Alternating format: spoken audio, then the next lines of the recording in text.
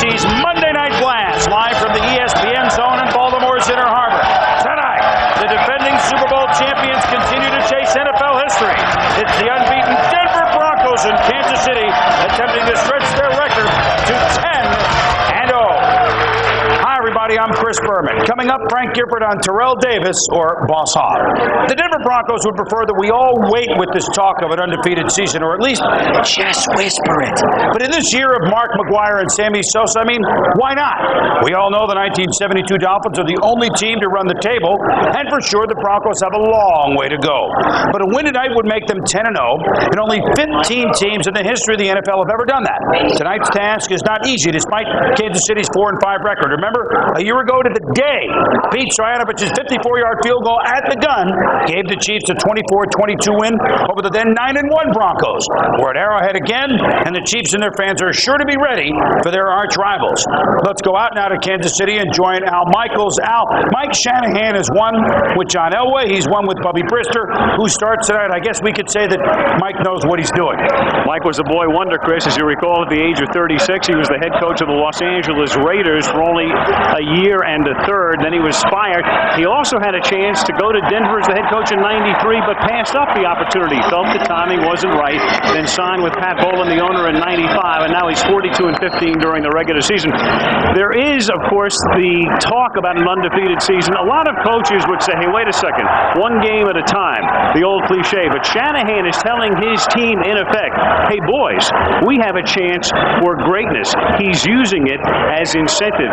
He relishes the prospect of the possibility of matching the feat of the 1972 Miami Dolphins. And if they get by tonight's game, boy, the media spotlight will really be shining brightly in Denver. No question about that, man. Maybe all the way to Week 16 at Miami on Monday night. Well, we should remember that Shanahan's Broncos, as the wildcard team, beat the AFC West champion Chiefs in the playoffs last year at Arrowhead, 14-10, with 2 touchdowns in the usual 100-yard game from Terrell Davis.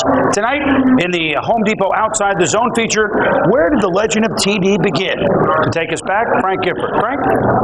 Well, Chris, in his recent autobiography, TD Dreams in Motion, Terrell Davis told some terrifying stories about growing up in San Diego, such as the time his father, in a form of discipline, lined up Terrell and his brothers and fired a handgun over their heads. But young TD learned other lessons at the local park where he met Frank White and became a Pop Warner legend named Boss Hogg.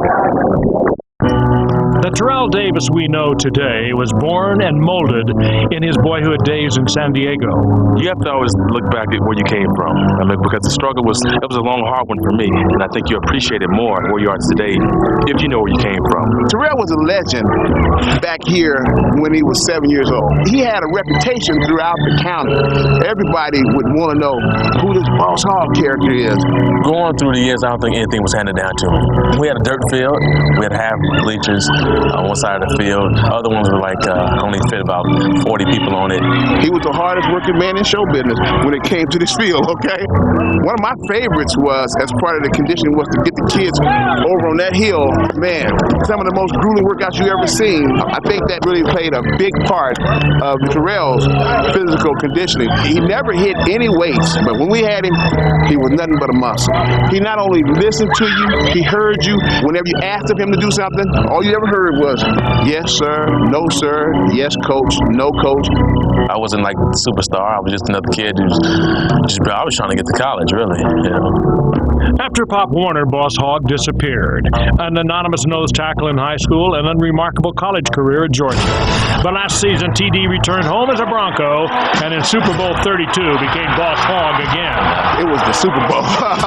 And it was at home, okay? It was just like being back at the championship game in Pop Warner, and when we'd be running up and down the field chasing him because he's on his way to the end zone. Talking about Boss Hogg, yeah. It was just like that. First say it's 3rd down and 5. Well, everybody knew who the ball was going to, but nobody wanted to be in that hole when he got there, because when he hit that hole, he hit so fast.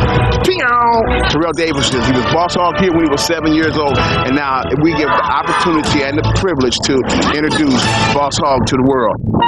All things are possible. Look at my story. I think that's what keeps me grounded, is the fact that I've been there and I've been on the other side of the fence. You learn to appreciate it more if you come from a situation like I've come from. TD knows where he's going. If he stays on pace, he'll finish with the all-time NFL record for yards in one season. Cal has 1,219 yards this season, very much within striking distance of Eric Dickerson's record of 2,005 yards. But the most amazing stat is the one that says the most about this dominant and disciplined player. 222 carries, no fumbles. Chris, the dream is still in motion. Sure is, Frank.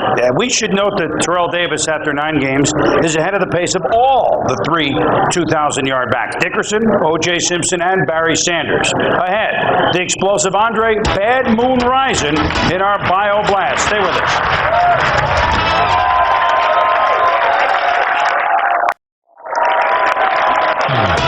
ABC's Monday Night Blast, brought to you by Selsun Blue Shampoo to help keep your dandruff from sending the wrong signals. The Home Depot, America's home improvement coach.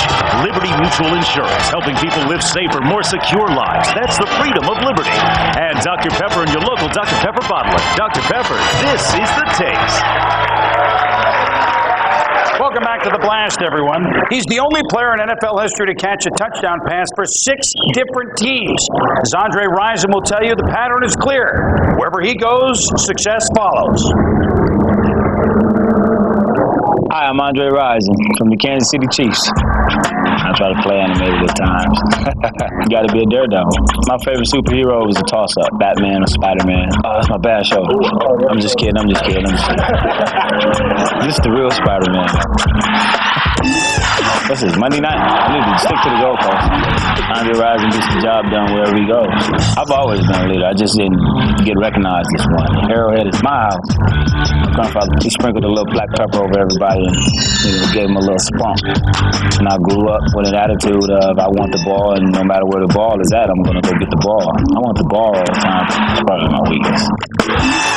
Seems like when I get the ball, everybody's eyes light up. Everybody wants to get a piece of Andre Rison, but comes with the territory of being the man.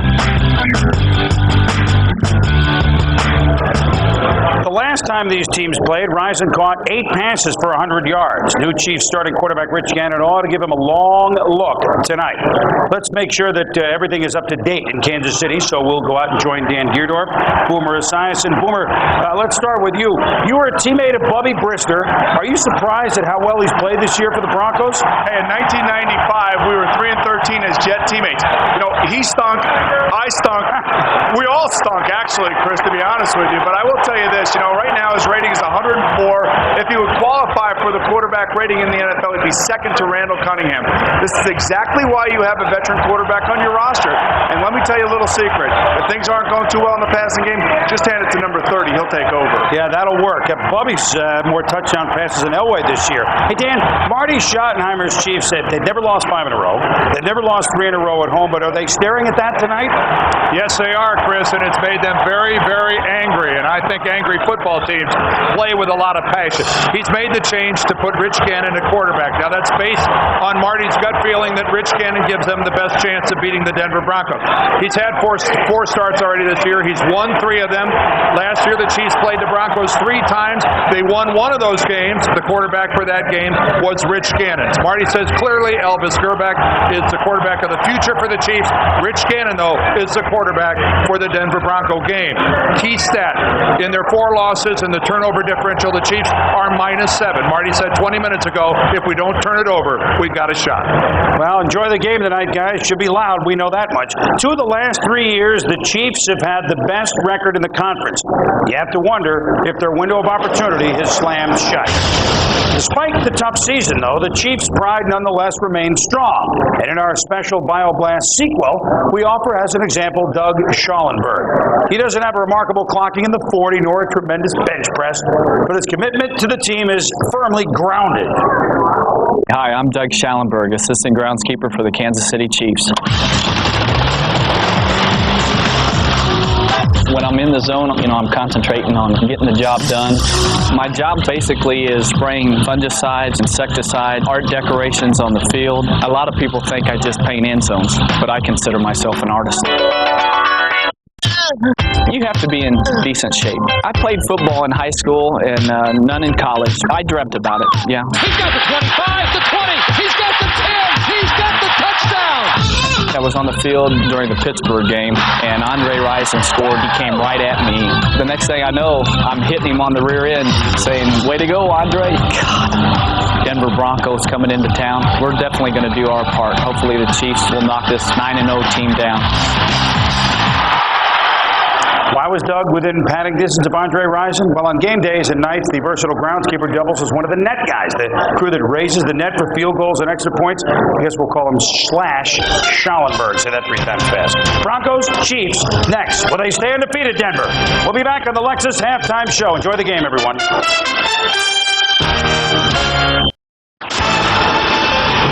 Are you ready for some football? It has been a perfect season for the Denver Broncos. They have rolled through every opponent and now stand alone as the NFL's one undefeated team with a record of 9-0. And all this comes off a Super Bowl triumph. Elway can run inside the 10. Head first. He flies outside the 5-yard line. The Broncos are the defending world champions and this year possess the best running attack in the NFL, spearheaded by the league's top rusher, Terrell Davis. Davis, 35-30, 25-20, 15-10, 5, touchdown! Last year's team is a benchmark when John Elway sizes up this year's team.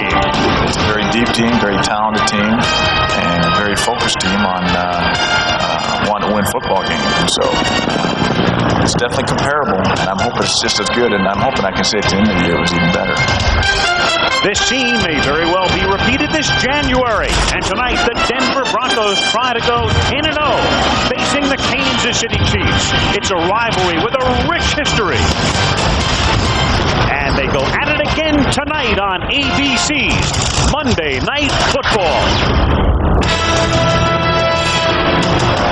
What a gorgeous mid-November evening in America's heartland as you look at downtown Kansas City. The temperature today got up into the 60s, and a few miles east, Arrowhead Stadium filled as always as the Chiefs are at home tonight hosting the Denver Broncos. I'm Al Michaels along with Dan Deerdorf and Boomer Esiason, and nothing can derail the Denver Bronco Express. They have not lost a game in almost a year. Their last loss last December 15th at San Francisco on a Monday night when they also lost Terrell Davis with a sprained shoulder. But of course, he got back. They swept the 3 games in the playoffs last year, including the Super Bowl. They are 9-0 during the regular season, trying to duplicate the feat of the 1972 Miami Dolphins. With John Elway hurt tonight, Bubby Brister will start his 4th game. They're averaging 35 points a game with him at quarterback, and of course, Terrell Davis on the ground, averaging 5.5 per carry. For Kansas City, it is do or die. A win tonight, they're back in the playoff picture. A loss tonight, they might as well be thinking about 1999. Great rivalry in Kansas City. The renewal tonight, the Chiefs and the Broncos.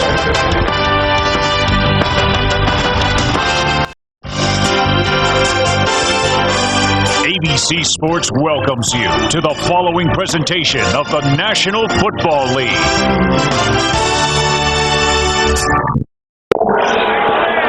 The Denver Broncos 9-0 coming in to face the Kansas City Chiefs, losers of 4 straight and 2 home games in a row, and that's news. 4-5 this season. And let's go down to the field and check in with Leslie Visser. Leslie. Al, well, at least Marty Schottenheimer won't have to face his personal nightmare, John Elway, tonight. But, John, you have played in so many of these Bronco-Chiefs games. What is it like, and what do the Broncos have to do? Well, I think, number one, to get started, we have to handle this noise. It's unbelievable when you come here and play, and as you can tell right now, it's loud, and it's only going to get louder. So we handle that noise, we'll be in good shape. There's been so much speculation about your health. Will you practice this week and play against Oakland? I'm feeling a lot better. I made a lot of progress this last week, and then I got a couple more days to heal up, so we'll see how I feel on Wednesday. I'm hoping to practice on Wednesday and be ready next week. One last thing, you think you'll go undefeated? I don't know. We got to get by. This is our biggest hurdle tonight. We can get by tonight, then we'll take them one at a time after that. So we'll see. Thanks, John. Back to you, Al. Thank you, Leslie. If they get by tonight, they go home to face Oakland. That's no picnic either now. Nope, but they have them at Mile High. Then they go to San Diego. Then they have Kansas City at Mile High. Then they go to the Giants. And if they can run the table to that point, they would go into Miami on a Monday night, December 21st, with a record of 14-0, and Elway would face Marino for the first time since 1985. Apart from that, not much reason to tune in. And there'd be 90 Dolphins there. 45 on the current roster and every living member of the 72 Dolphins. Right, and a few ghosts as well. And some guy named Shula to receive as Denver will receive the opening kick. Pete Stoyanovich kicking off for Kansas City. Crowd rising per usual here in Kansas City, and we are underway at Arrowhead Stadium as Hebron comes up to field the ball at the 12-yard line. Out past the 30, and he runs it back to the 32. And Denver will set up shop there. Greg Favors makes the tackle.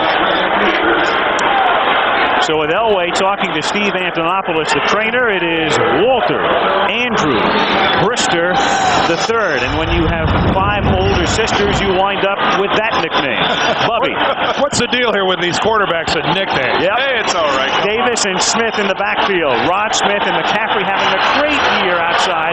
Sharp the tight end. Jones, Schlereth, Nalen, Neal, and Swain have done a masterful job up front. And that's the way to put it when your primary back, Davis, is averaging a scintillating 5.5 per carry. Brister on first down throws, and it's incomplete, in and out of the hands of Ed McCaffrey, and Brister winds up on his back.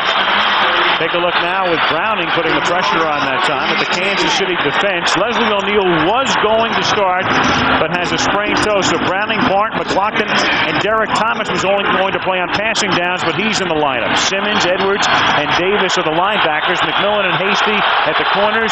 Tung and Woods are the safeties. Dale Carter, their best cornerback and one of the best in the league, inactive again tonight. Second down and 10 from the 32-yard line. And Brister flips it out to Detron Smith, who's playing in place of the injured Howard Griffith, and the fullback makes the catch, picks up the first down, run out of bounds by Anthony Davis. 16-yard gain. This is what a great running game can do for you. You work a little play action in the backfield, and Kansas City Chiefs actually have 8 guys right on top of the line of scrimmage, and they all go into try to tackle Terrell Davis, and he just drops it off into the flat.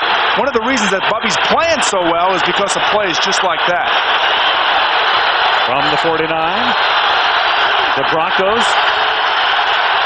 and they have been fabulous in the first quarter this season as Davis, behind the line of scrimmage, gets taken down by Chester McLaughlin, and that's news in and of itself. Terrell Davis rarely loses yardage. Quite in contrast to somebody like Barry Sanders, who with his running style suffers a lot of losses on plays. Not so with Davis.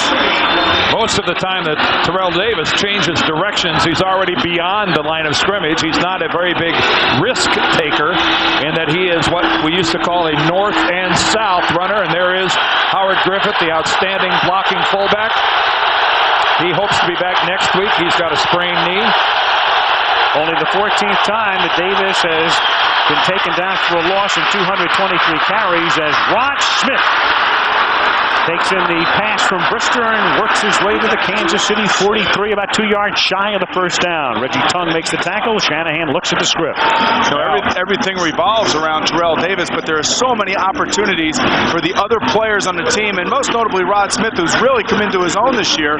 He makes plays like this and makes defensive backs like McMillan miss, and that's the key to a great running receiver after the catch. Well, Boomer, you could see that McMillan was giving Smith a 10-yard cushion right there. Smart play, just chuck it to him, let him make something happen. 3rd and 2, Brister lines up in the shotgun. And movement up front clearly as Derek Thomas came across the line. We'll see what Dick Hantak. Well, Bubby raised his leg to start the motion on the offense, and it started Derek Thomas at the same time. Defense unabated of the quarterback. 5 yards, first down. One of the things that is uncharacteristic of a Marty Schottenheimer team are turnovers and penalties, and we were asking him last night about the penalty situation, and says it isn't really much more than it has been in the past. The problem is the inopportune times of when we get the penalties. Well, you know, Bubby actually raised his foot, Boomer, to start the motion, but then took a step back at the same time. I bet you Derek Thomas was looking back there figuring the snap was coming right after that and tried to anticipate it. Well, I don't blame him. I think Brister got away with one there with that little half step backwards. Chiefs came into the weekend leading the league in penalties, and it is Brister with a lot of room to roam inside the 20, and Bubby inside the 5 takes it all the way to the end zone for a touchdown. Rod Smith and Shannon Sharp did the blocking. A 38-yard run by 36-year-old Bubby Brister. Oh, boy, do I love that when a 36-year-old takes off like that. But again, it all goes back to the running of Terrell Davis and how much you want to pay attention to him.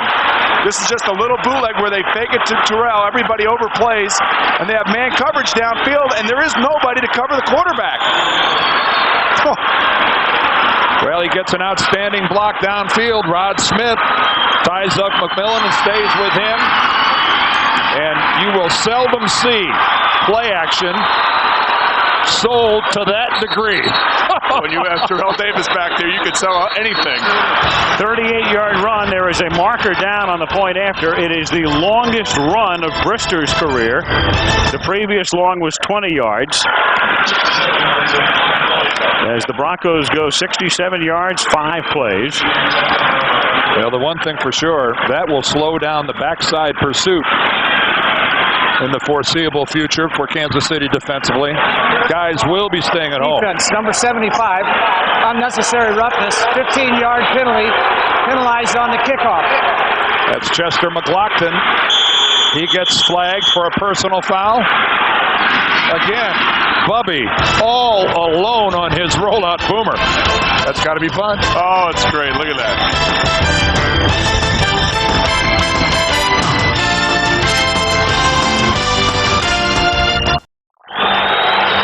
In the history of the NFL, this relates to first quarter scoring. The Kansas City Chiefs in '66 under Hank Stram, that's the team that went to Super Bowl I, had the best record in the first quarter with 158 points, the opposition 30. And there is Denver, the second line.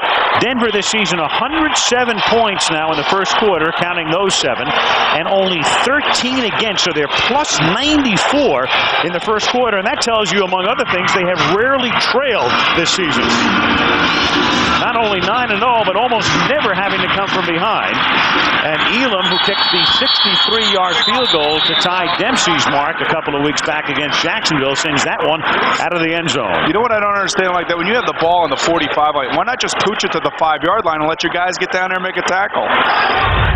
Well, they give it to them at the 20, and Rich Gannon once again comes out of the bullpen. He was 3-1 in relief of Gerbach, who was hurt on opening day, and now Gannon's back with Bennett in the backfield. Anders went to the Pro Bowl last year. Risen and Alexander outside, and Gonzalez, the very talented tight end. Criswell, Parker, Grunhard, Shields, and Victor Riley, their #1 draft choice out of Auburn. At tackle, first down from the 20-yard line. Gannon going deep on first down for Alexander, and Alexander can't make the catch. Great effort. Ray Crockett is right there with him. Juggled it, couldn't hold on.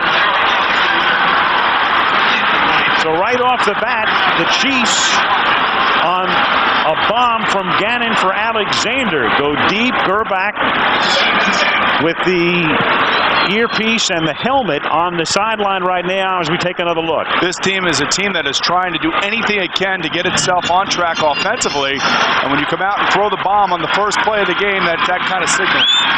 Second down 10 now from the 20-yard line. And they give it to Bennett. He probes the middle, and he picks up a couple, gets to the 22. He's stopped there by Keith Traylor. Let's take a look at that Denver defense.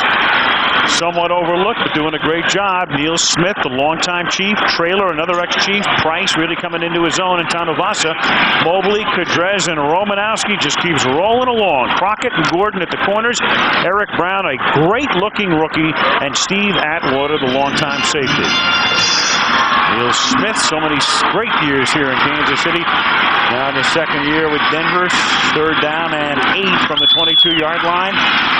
Gannon throws, and it's caught up at the 31 by Kevin Lockett, the second-year receiver out of Kansas State, the #3 wide receiver. They're trying to work him into the action more and more, and the crowd responds to it. Well, the crowd understands the importance of that first down. And you got a defense that's a little shell-shocked after giving up a touchdown on Denver's opening drive, and let them collect themselves over on the sideline a little bit, gather themselves, put together a good, solid drive. That was a nice, safe completion for the first down. You're right, Dan. You don't realize how big a play that was. 3 and out there would not have been good. From the 31-yard line, they go back to the ground, and Bennett goes next to nowhere. Picks up a half yard, if that, as Trevor Price and Bill Romanowski push him back. When you talk about Romanowski, not only is Bill one of those guys who seems to wind up in a lot of highlight film and tape, but Romanowski was the guy who actually recommended to Mike Shanahan, hey, why don't you take a look at Bubby Brister? He's out of football. He might be a good guy to bring in and look at to back up Elway. And Mike, admitting that he's not a know-it-all, said that, Bubby was a guy that never even crossed my mind. That it never dawned on me to even look up Bubby Brister. Romanowski played with him at Philadelphia, 2nd down and 9 from the 32-yard line. And it's Bennett swinging to the outside and then cuts it back and gets taken down at the 34. Keith Trailer with the penetration. It'll be 3rd down. One of the reasons that nobody really thought of Bubby is we played together for the New York Jets in '95. And what was the word you used? We stunk, baby. We were 3-13 and we were bad. And he and I were the beneficiary of that season. And Glenn Foley broke a shoulder that year as well. So it was tough sledding as a quarterback. And Bubby has come back. He's found a new home here. He's done a great job. This is exactly why you want a veteran of this caliber playing for you. If you can put him in a system with a lot of great players around him, he certainly can be effective, and he has been more than just effective. Backing up Elway and backing up Brister right now is Brian Greasy, Bob's son. 3rd down 7 from the 35-yard line. Gannon pump fakes, and then over the middle he winds up hitting Anders, but well short of the first down at the 38.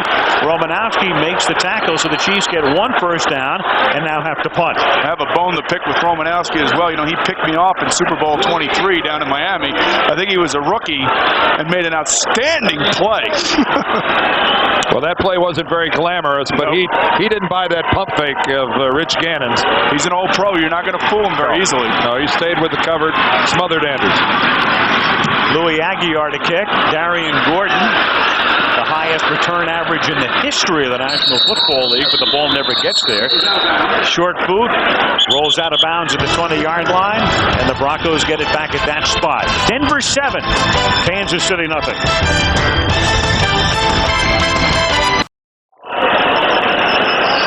Our aerial coverage tonight provided by Southwest Airlines, looking down into Arrowhead Stadium. Second time we've been here this season. In fact, we were here for the Monday night game 3 weeks ago as the Pittsburgh Steelers came in and knocked off Kansas City. Then the Jets came in the following week and beat them. And the Chiefs lost last week at Seattle. Before that, the losing streak had started in Foxborough to the Patriots as Terrell Davis has a first down and more. And he's finally knocked out of bounds at the 40-yard line. Tony Jones, the tackle, led the way. It's a 19-yard gain for Davis. Bubby Brister has been in the league since 1986. He made his debut on Monday Night Football. It was the Pittsburgh Steelers at the Cincinnati Bengals. Hey, whoa, Boomer Esiason with 2 touchdown passes that night at look at that young strapping stud right there, Dan. Cincinnati wins it by 2. Boy. Oh, boy. When did you first... That must have been 100 years ago. When did you first develop this case of modesty? I don't know. 1st and 10 from the 40-yard line. A young strapping stud. That was 30 pounds ago. Brister rolling to buy time, and then he guns it, and it is Ed McCaffrey making the catch. McCaffrey having a career year, pulls it in on the far sideline, somehow stays in bounds, first down to the 41. In talking to Mike Shanahan, we had asked him, you cut back the plays for Bubby? Is there certain things? He says, heck, we put in more plays for Bubby. He can move, he can get outside, and this is one of Ed McCaffrey's best plays, the down and out or the comeback on the sideline. He has a real knack of getting on the side and getting position against his defensive back. That's also 6'5", going against 5'7". 10-inch differential. It's another 19-yard gain, so Davis gets 19, and McCaffrey with a 19-yard reception. Then Terrell again for at least 19, and more than that, inside the 10, touchdown Denver. All week long, Marty Schottenheimer talked to his team about weathering the storm that the Denver Broncos will bring at you in the first quarter. I'm not sure they were listening. Well, you go back to the play-action passing, Bubby's long run, his throw down the sideline, and it all comes off of this right here. Terrell Davis takes the ball, goes right up the middle. Well, look at the blocking. And breaks a tackle and goes down to the sideline and breaks another tackle. That's 2 right there. That's where it all begins and ends, right there with their running ability.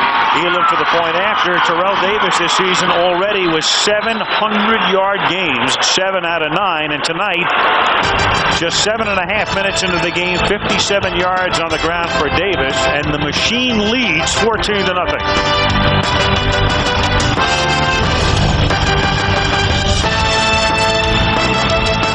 And Kansas State, number 1 in the coaches poll, at Missouri.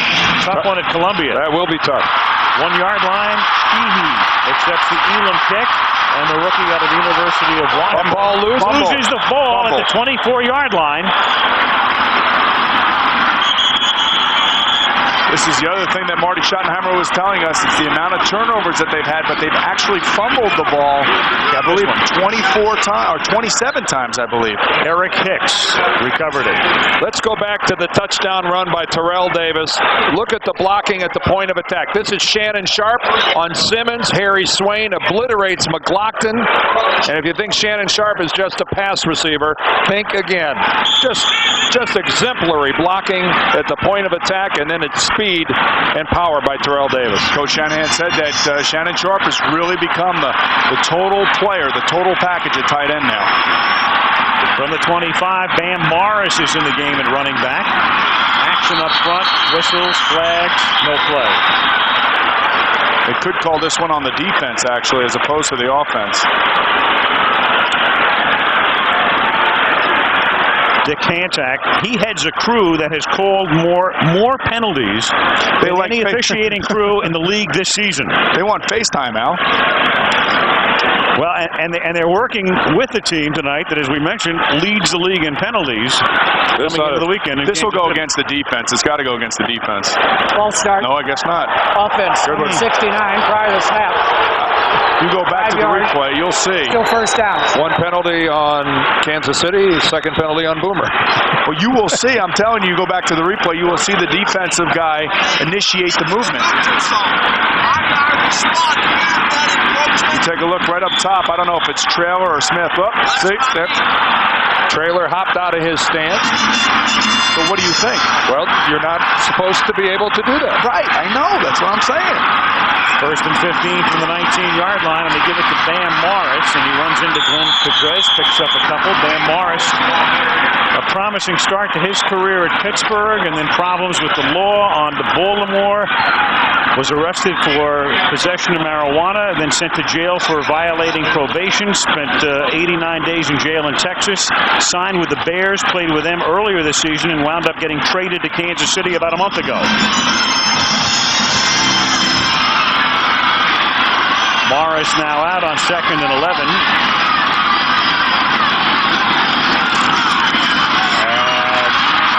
Gannon with the protection, breaking down because the coverage was so good in the secondary. Traylor's the first guy to make the stop at the 22-yard line. You know, I'll tell you, this is a really tough spot for Rich Gannon, and coming in here on Monday night and starting. I think really what Marty was trying to do, when I look at it, is I think you want to take some of the pressure off of Elvis Gerback. I mean, if he would have had to come back here and start tonight on Monday night, it would have been a lot of pressure for him to complete every pass he threw. And now that you put in Rich Gannon, you're trying to get a spark against, obviously the best team in the NFL right now. Not an easy spot for Rich Gannon. 3rd down and 12 from the 22-yard line.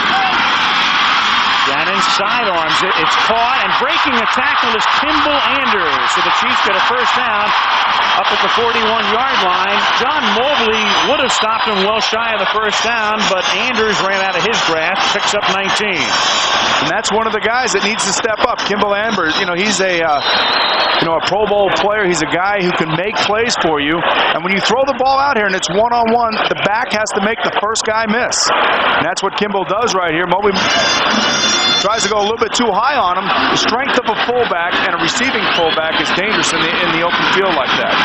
First down at the 41. Denver up 14-0. And this is Bam Morris picking up 5 up to the 46-yard line. Greg Robinson is the Denver defensive coordinator. part of a terrific staff that Mike Shanahan has put together. And we mentioned during the pregame show, Mike had a chance to go to Denver in '93, but the circumstances weren't right. So they hired Wade Phillips to replace the fired Dan Reeves. And then in '95, it was right. He wound up getting Robinson to coach the defense, brought Gary Kubiak in to coach the offense, has kept the staff very much intact. 2nd down and 5 from the 46. Morris again. No gain. You know, you talk about free agency in the NFL, and one of the things that is hardest to do for the teams that are the most successful is keeping all their coaches together, continuity. And there are a couple coaches on that sideline for the Denver Broncos, Greg Robinson being one of them, and Gary Kubiak, the other, that could have head coaching possibilities in their immediate future.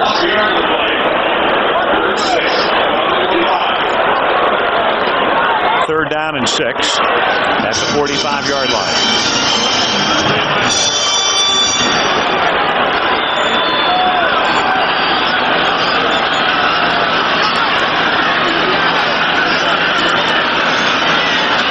Chased by Neil Smith, throws and is caught by Ted Hobson, but he is tackled at the 44. Close to the line of scrimmage by Mobley. It'll be 4th down. Monday Night Football from Kansas City is being brought to you by First Union, your guide to the financial world. Miller Lite, an official sponsor of the NFL and the Super Bowl. Direct computer solutions for businesses at home and around the world. Be Direct, Dell. And the new Dodge, it's about change. Tough to run those play-action passes on 3rd down when you don't really have a running game. Aguiar to punt.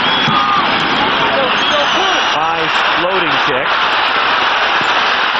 That goes out of bounds at the 23-yard line. So the Broncos, who have scored on their first 2 possessions, will get it there. Aguiar was hit as the ball went skyward, but no penalty was called.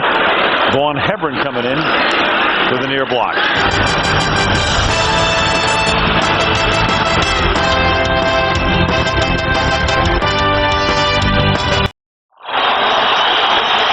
Back in Kansas City, Al Michaels with Dan Dierdorf, Boomer Esiason, and Leslie Visser. The Broncos, 2 touchdowns, 2 possessions. Start this drive from the 23-yard line, up 14-0 as they try to go 10-0. And Brisker throws. It's caught up at the 29 by Smith, who's forced out of bounds by McMillan at the 32. Geez, they only picked up 9 or 10 yards on that play. Their first 2 drives, they're averaging almost 18 yards a carry. There's Dale Carter, the defensive back, the Pro Bowl defensive back for the Kansas City Chiefs. But, you know, one of the things about Bubby Brister that Mike Shanahan liked so much was his accuracy in practice, and we're seeing that tonight. He's putting the ball right on the money, and he's delivering it, obviously, with a lot of confidence. 2nd and 1 from the 32-yard line. Davis through the middle, looked like a face mask, and it is a face mask, so he has a 1st down, and they'll tack on more. Anthony Davis had him by the mask. You know, Dan, the amazing thing that I see is that Kansas City has 8 guys, I mean, within a yard of the line of scrimmage, it seems like, and they still can't stop them. Boomer. Personal foul. Defense. That's how dominant. Number 50, 15-yard penalty, 1st down. As we look at Gunther Cunningham, the defensive coordinator for the Kansas City Chiefs, that is how dominant this offensive line of Denver's has become. Again, it's just an explosion, and that is a big-time face mask. No doubt that that's the 15-yard variety by Anthony Davis. He might have won for another 30 yards. He may have. It's almost a. You can see that the guys in the red shirts are just being instantly like blown off the line of scrimmage. Well, look how close they are to the line of scrimmage right now. From the 46, with Sharp having gone in motion, Brister looked that way, comes back this way, and it's dropped at the 40-yard line by Rod Smith. Did that thing get hit at the line of scrimmage? Might have been tipped. The ball looked like it changed direction a little bit. Derek Thomas could have gotten a hand on it. 2nd down and 10. Now, Bubby was out of football for a year. I felt like leaving football for a year too after 1995. But you have left football for a year. Yeah, well, I'm gone for good now. But the thing about it is that it's good to see a guy come back and revitalize his career. And really got a Super Bowl ring last year, and is looking like he's going to get another one this year. 2nd and 10 at the 46-yard line. Davis For no gain. I think he might have lost yardage on that, Al. Real close. Donnie Edwards. Coming into the game, Davis had lost yardage only once every 17 carries, and that's great. That's the second best rate in the NFL through 9 games. And rushing through 9 games, as you can see, with O.J. Simpson, the most yardage in 75, and Jim Brown those 2 seasons. Davis would be 4th on the list. Of course, the record, though, for a season is Eric Dickerson, 2,105 in 1984, and Davis is on a pace to exceed it. Brister one-hands the snap under pressure and then throws and does a good job of making it look like he was throwing it away without drawing the flag. It looked like the ball was at the feet of Rod Smith, but you wonder if Terrell Davis would play full games, how many yards he would have. You got to remember, he probably hasn't played, I don't know, probably 3 or 4 fourth quarters. Well, last week he didn't play very much in the 4th against San Diego. You can see on the rollout by Brister, he is outside the pocket. So he is in a position where he's allowed to intentionally ground the football. Because of that little sprint action, he was, and he knew it. Smart play by Bubby. Forced out as Tom Ruin punts. It was almost blocked. Taking it at the 2-yard line, getting hit immediately and losing the ball and picking it back up is Lockett. Wow, what a hit. Darius Johnson, who's known for hard hitting. Wow. And who's still down.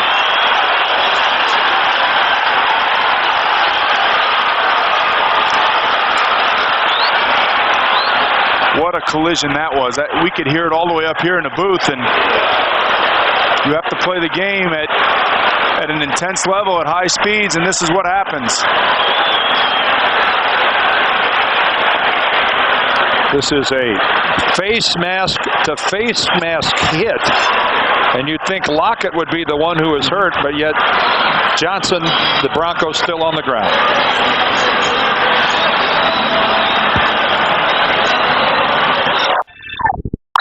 Here's Kevin Lockett getting ready to receive the punt, and Darius Johnson from the left comes flying. It looks like he hits him with the side of his head. This game is played at a high velocity. It's ferocious, and it is surely physical. Darius Johnson gets up and is off on the field. He's okay. But this game is played at a very quick pace. Well, even though that was helmet-to-helmet contact, certainly a no-no in today's NFL world, it was Lockett that actually turned right towards Johnson. You know, and the thing is, Dan, they teach you how to tackle in practice. They tell you how to practice, and they tell you how to tackle. Sometimes these guys get a little overzealous when they get out on the field. Lockett returning kicks tonight because Tamarick Vanover is hurt and inactive. First down from the 10-yard line as Gannon guns it. Caught up at the 23-yard line. Nice grab by Tony Gonzalez, the tight end, for a first down. Oh, you love a tight end that can go up and get a football and make a hands catch like that. And the last time we were here against Pittsburgh, Tony Gonzalez dropped a handful of balls, and it looks like he's worked his way back into the good graces of the quarterbacks. This is a really nice catch, and he knows he's going to get drilled as soon as he catches the ball, and you can see Romanowski just lay into him, or try to lay into him. Tony Gonzalez at 6'4", 250, and an extraordinary athlete. I think everyone knows about his basketball background at Cal. Gannon guns it on first down, and that's incomplete. This time intended for Andre Rison. There aren't many general managers and coaches around the NFL that don't covet Tony Gonzalez. Despite all the drops this year, Gonzalez came in along with Anders leading the team in receptions with 30. Think how many more he would have if he didn't drop some. Yeah. And he's a terrific athlete. He's one of those players. He was a basketball player also in college. And his athleticism allows him to go across the middle and make those catches, and his wingspan. Yeah, but keep in mind, he's still a baby. This is just his second year in this league. A lot of growing to go. Second and 10. Bam Morris gets taken down behind the line of scrimmage by Ma'a Tanuvasa. And that's because Gonzalez whiffed on a block right at the point of attack. That's our old pal Dick Enberg might have said, "Oh, Ma." Well, you know, the whole bit about Shannon Sharp becoming the complete tight end. The tight end is more than just a pass receiver. He's an extension of the offensive line, especially on running plays, and how valuable it will be for the Kansas City Chiefs once he figures out that it takes both sides of the ball game, the passing game and the running game, for him to be truly considered a Pro Bowl player. Third down and 13 from the 20-yard line. Gannon wiggles free, flag thrown, pass low, holding. Offensive. Talked about Hantak's crew. The average NFL game has 14.5 penalties. Those are accepted penalties. Offense, number 61. Penalty is declined. 4th down. Hantak's crew comes in averaging 20.8 penalties. That one won't count. It was declined. That's right. The thing that if you're the Kansas City Chiefs right now, you need your special teams to create a turnover or something. Your offense is not moving at all, and you need to get some field position. Special teams long a Kansas City strong suit, guys. This year, it's been somewhat of a disappointment. This is a wobbly duck. Well, it's duck season here. Yes, and Aguiar with a wounded one that's down at the 45-yard line. Did you get a little duck hunting in, Al, over the weekend? I know you're a noted outdoorsman. I ate some pate. I don't know if that counts or not. Some foie gras. Wednesday on ABC, Mimi pulls the biggest prank in television history, sending Drew to China with no money, no passport, no nothing. The Drew Carey Show. ABC, Wednesday. I was thinking about doing that with you, Al. What's that? Going to China with no money, no passport? No per diem. No per diem. No hotel room. No good hotels. First down from the 45. Brister under pressure. And that's incomplete. And Bubby goes down. And remember, with Elway in street clothes, Brian Greasy is the backup quarterback. Wayne Simmons puts him down. And Bubby, with his helmet off, if he can't run this play, has to come out at least for one play.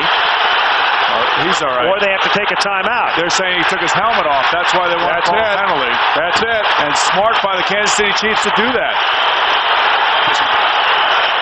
Bobby complaining that he was driven into the turf by Wayne Simmons, and that was nothing more than a little mini temper tantrum by Bubby Brister. And there's Brian Greasy going, I don't know if I want to go into it right now. On the offense, removing his helmet. 15 yards. And Bubby complaining to the guy who is responsible for calling that penalty, referee Dick Hantak. That's the referee's responsibility to keep an eye on the quarterback. And, you know, the interesting thing about that, it was the Kansas City Chief defensive players who said, hey, he took his helmet off. Throw the flag, and the official reacted to it. Now, Boomer, I will say this. More often than not, when you see a quarterback who gets driven into the ground like that, you'll see the roughing the passer call. You will. And, you know, I'm just wondering, can you take your helmet off to take the grass out of it? You know, you got grass clumps in there and stuff. You could argue that case. It would be an interesting case. But I'd be arguing it too, you know. Bubby made no attempt to do that. He took it off the jaw at the referee. You think so? Tough to prove your case in a dome. 2nd and 25 from the 30 as they give it to Rod Smith. And on the end around, he gets dragged out of bounds by Reggie Tongue on a play that will end the first quarter when they begin to re-roll the clock here. Donnie Edwards was right there. We saw Carnell Lake do it in the Pittsburgh game last week, and he could have made the play in the backfield. But look at the grass in his helmet. He's just taking the helmet off to get the grass out. Boy, you have lost touch with reality. You should be allowed to do that. You should be allowed to do that. Oh, should you? Yeah, you should. The Denver Broncos up by 14, end of one, as they try to stay unbeaten. End of one, Denver 14, Kansas City nothing. And Monday Night Football is back after this message. And a word from our ABC stations. This is a look at Ed McCaffrey running a pass pattern against James Hasty. Watch when he makes his break to the inside. Right here. Ooh, he pulls up, and it looks he clutches at his right hamstring. And Ed is over on the Denver bench right now. They're trying to stretch that thing out. Boy, you can see him immediately go for the right hammy, and that's not a good sign for a guy who's just having by far and away the best year he's ever had. It's beyond a career year. Well, Ed started with the Giants. He went to San Francisco. He played with Shanahan when Mike was the offensive coordinator, and then Mike brought him to Denver when he became the head coach. And he's now their long threat, third down at 18. He looks like a possession receiver. The guy's averaging 18 yards a catch. Marcus Nash in for him right now. They give it to Davis, and he gets taken down again for a loss at the 34-yard line. The interesting thing about McCaffrey is that Shanahan was saying how as the game goes on, because of his conditioning, the better he gets. And in the fourth quarter, he's faster than the guys he's actually playing against. Look at Denver in the first quarter, 163 yards despite having the ball only 5 minutes. Well, when you're knocking it down at about 15, 18 yards a play, you don't need to keep the ball very long. Doesn't get any better than that. No, it does not. Tom ruined the punt. Both Ruin and Elam are having great years. Good punt, juggled at the 15, and falling on it there is Lockett at the 13-yard line.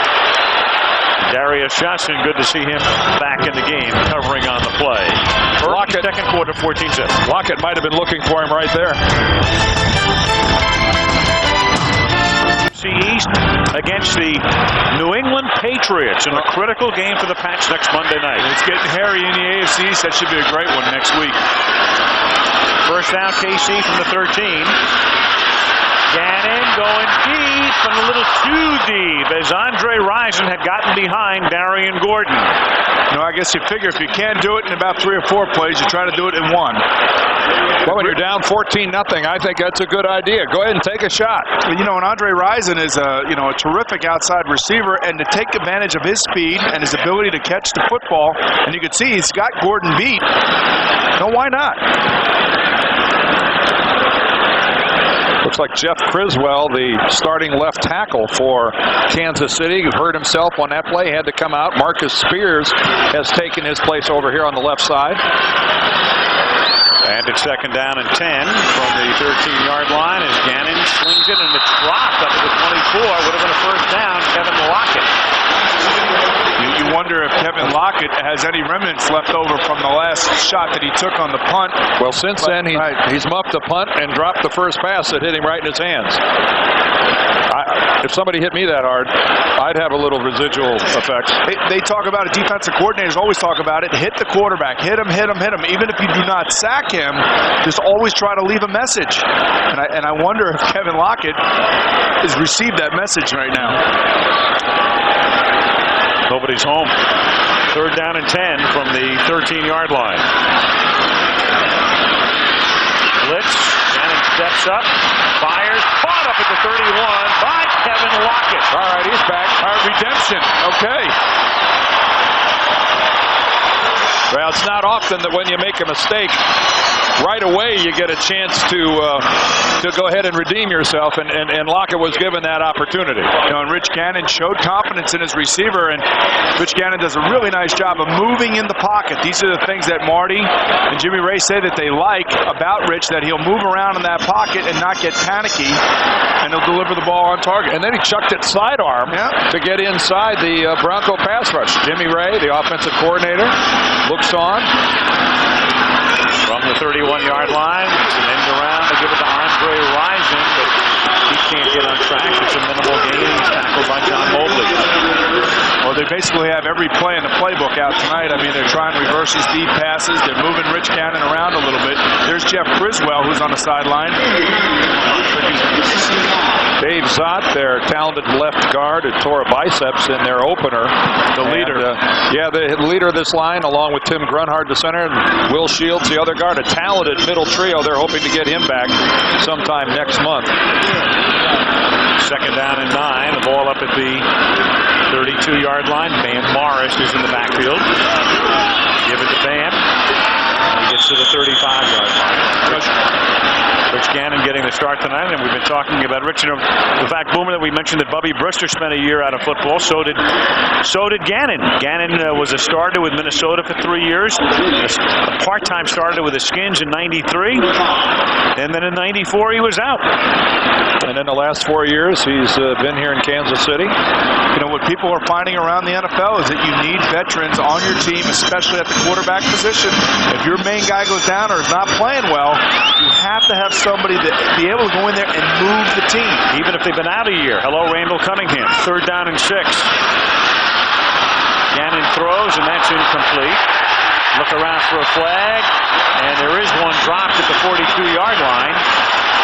Or is there? It's going to either be holding or interference against number 39, I believe, Ray Crockett. Pass interference. Defense, number 39.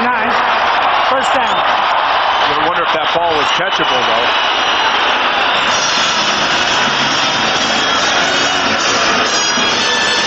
We were talking about Dave Zott a moment ago.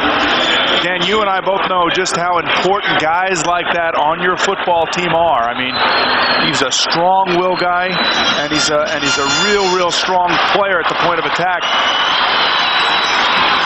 And that's a close call against Ray Crockett. Ray Crockett really just looked like he had his hand resting on his hip. Now Gannon fires outside, caught at the 39-yard line by Derek Alexander. He then picks up a couple of more as he gets to the 37. And give Alexander a lot of credit right there. Would have been the easiest thing in the world to just make that catch and just step out of bounds and not take the hit. Instead, the guy fights for a couple extra yards and takes about 3 good shots from the Broncos for his troubles.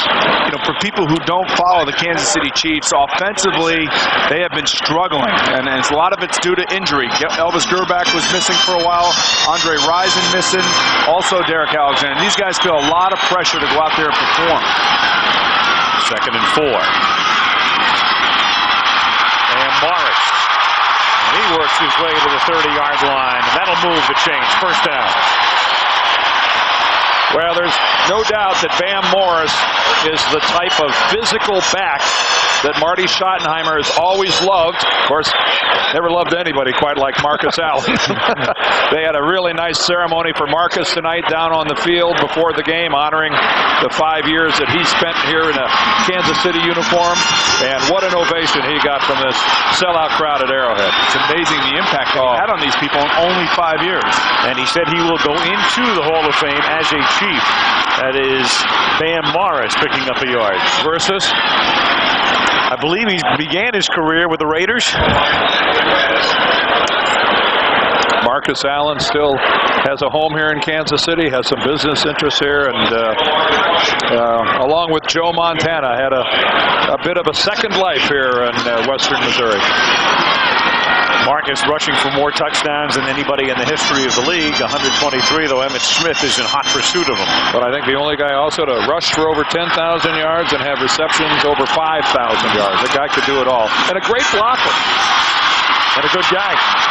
Flag down at the 35-yard line. You're not kidding about this officiating crew with these flags. Yeah. I mean, it's unbelievable. There's going to be another holding here. Crowd reacting to Neil Smith doing his home run swing after a sack. You know, in essence, the Kansas City Chiefs chose to keep Derek Thomas over Neil Smith when it came down to who they were going to sign, who was going to be their big signage. Number 61, 10-yard penalty. Repeat the down, 2nd down. Center Grunhard. Tim Grunhard gets the call, and you saw Neil Smith talking about, waving it off, maybe that they would decline the penalty, but they want to put Pete Stoyanovich back out of field goal range. So Neil's a little upset with that because he loses a sack. No, that's a good point. That may be why he wanted to. You think he's that selfish, Bloomer? Now stop. Oh, they want sacks. I don't care what you say. Those guys want sacks down there. 2nd down and 18 from the 38-yard line. Gannon throws, good pass, caught, first down. Derek Alexander got inside. Crockett takes it to the 15-yard line. One of the hardest throws that quarterbacks have in football is that little skinny post. It's about a down and in pattern. You want to throw it about 14 yards. You have to deliver it on time before that receiver gets too close to the center of the field because the free safety is going to be bearing down on him. Derek Alexander, a part of a very fine passing combination in college. His quarterback was Elvis Gerbach. The receiver on the other side of the field was Desmond Howard. Not all bad. At the 15-yard line, they give it to Morris. And Bam takes it to the 12. Gain of 3. 2nd down and 7 with 8:40 to go in the half, and the Bronx on top 14-0.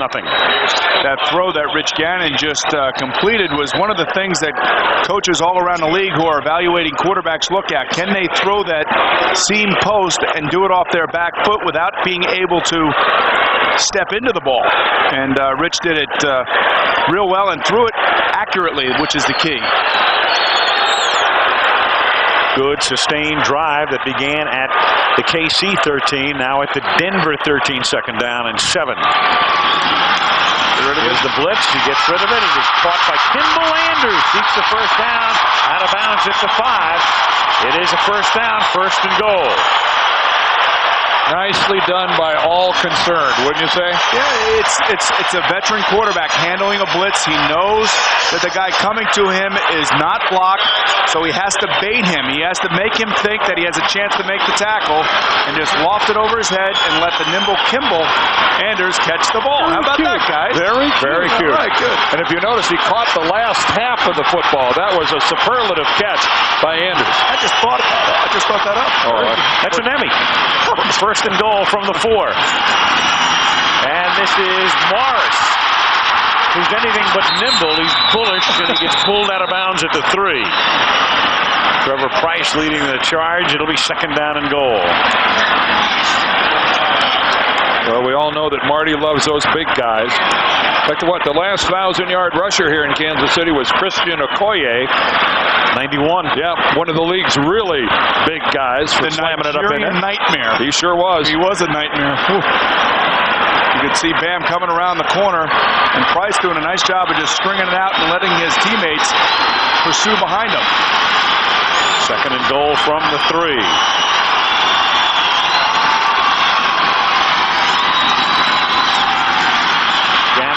Chased by Smith and eludes Neal and throws it into the stands. Third down. Well, Rich certainly would have had a much better chance of completing something down there if he didn't have to deal with Neal Smith right off the bat. Neal was supposed to be chopped, and those big hands weren't supposed to be in Gannon's face. You know, it's just little things like that. You know, it just takes, you got 11 guys on an offensive team, and one assignment doesn't get done, and this is the result. Neal Smith ends up ruining the play. And give credit to Neal Smith, because it's the athleticism of a guy that size to be able to ward off blockers and keep them away from his legs. Big play here. Long drive, and with the play clock ticking down, they have to take a timeout. But to have a drive this long and this sustained and down by 14 and settling for 3, that's not what they're looking for. Third and goal when we come back.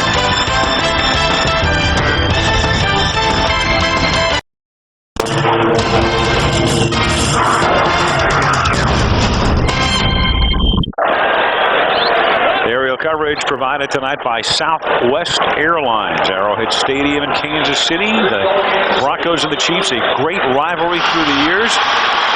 Denver on top 14-0, trying to remain unbeaten, but the Chiefs trying to wrap up a long drive with a third and goal from the 3-yard line and get right back into the game.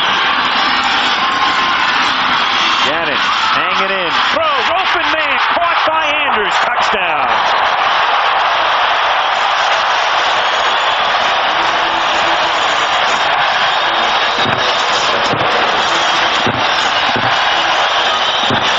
Finally, something to cheer about. Nice job by Kansas City of spreading the field with a lot of receivers. The key to that play, though, outstanding pass protection by the guys up front. And nice poise by Rich Gannon, not panicking and giving his receivers a chance to get open and just making a play. Pete Stoyanovich to convert. And with 6:31 remaining in the half, the Chiefs go 87 yards in 14 plays and get back into the game on the catch by Anders. It's Denver 14, Kansas City 7.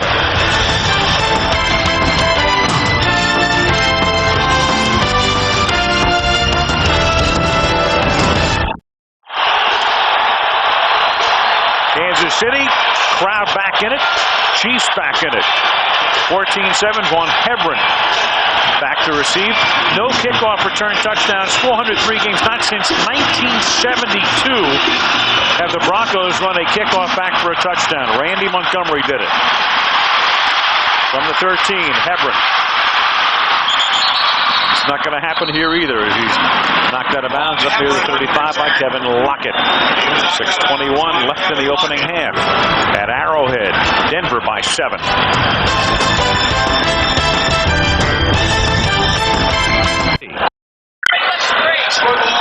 Back in Kansas City, the Denver Broncos trying to stay unbeaten. You know, the thing I like about Mike Shanahan is that a lot of coaches would say the same thing, one game at a time and all that stuff, and sort of deflect the talk about an undefeated season. But I think Shanahan's going to wind up using it as a carrot in a way with his team. Well, I think it's silly to pretend it's not happening. And you're right, why not? What he said to his team was you have a chance to separate yourself from the other teams that have played this game through the years, the other great teams. Why not do it? Using it as a motivating factor, and with a guy like Terrell Davis, it becomes easy to do it and think about an undefeated season. No, but the thing about it is, though, is that to keep the concentration level, the motivation for the team throughout the year, and to use that as that tactic, I think it's a great way to do it. I mean, because there are a lot of teams around the league that each and every week they're trying new ways to try to get up and get the guys going. Right. Especially teams that are on losing, guys that are on losing teams. I mean, it's hard to go to work. Well, one of the things that Denver has, the 72 Dolphins had it, tremendous internal leadership. Absolutely. A lot of the players that Mike Shanahan has on this football team have wonderful, fabulous work ethic. Meanwhile, McCaffrey with a slight muscle pull, return questionable. Brister takes off with the receivers covered. Remember, Bubby ran 38 for a touchdown earlier and picks up a first down here. Bubby looks like his hamstrings tightened up a little bit on him. It looks like he runs like Keith Byers, He was tiptoeing through the tulips on that. You know how Keith Byers runs, get those little steps, Well, Keith Byers runs like that because he wears a size 15 shoe. He can't move those sleds any quicker than that. Look at Bubby, he's all fired up. But these are the things that he does really well. He looks downfield, he steps up like a good quarterback should, through the pocket, and sees that there's nobody there and takes it and goes with it. And straining. First and 10 from the 37-yard line. Davis, no gain. Second down and 10. Monday Night Football from Arrowhead Stadium in Kansas City is being brought to you by the all-new Cadillac Seville, STS. It's not just new, it's what's next. The Office of National Drug Control Policy. And Circuit City. Answers in every department, low prices all over the store. 4:46. A Vermilion crowd here in Kansas City. Absolutely, Dan. I read it with you. Second down and 10. Bubby, under pressure, gets it away and finds the open man. And this time it's Shannon Sharp picking up his first reception of the night, taking it to the 18-yard line. Tackled there by Woods for a first down. Here's Terrell Davis helping Bubby Brister up. He took a wallop right to the chest as he delivered the football. But again, you see a veteran quarterback sitting in the pocket in the face of a rush and not panicking. And you can see right there, delivering the ball accurately. Anthony Davis was right in his face, number 50, but these are the things that Rich Gannon and Bubby Brister are able to do.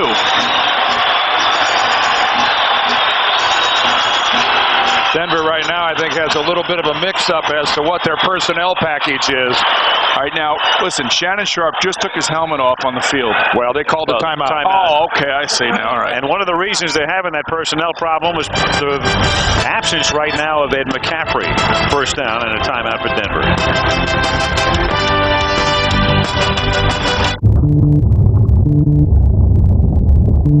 Mom, when are we gonna get there? How many more miles? Ever since you started traveling, it's been like this. You're left hanging with no idea what's going on. That's why United Airlines provides up-to-the-minute information at the gate. Can I go to the bathroom? Especially when there's a delay. It's just one more way United is rising. One of those nights when time of possession means absolutely nothing. The Broncos moving down the field with Boomer's favorite word, alacrity, and the Chiefs moving down in sustained fashion. I think you're a traveling salesman during the week for. Yes, that's just what I do. You're selling dictionaries and thesaurus. That's their dictionary company. That's how Jack Can Cook actually got started. Thesaurus as well. First down at the 18-yard line after the timeout. And the flag is down as Terrell Davis gets banged down back of the line of scrimmage by Simmons and Thomas. There'll be a movement on the left side of the offensive line. It was either Harry Swain or Shannon Sharp.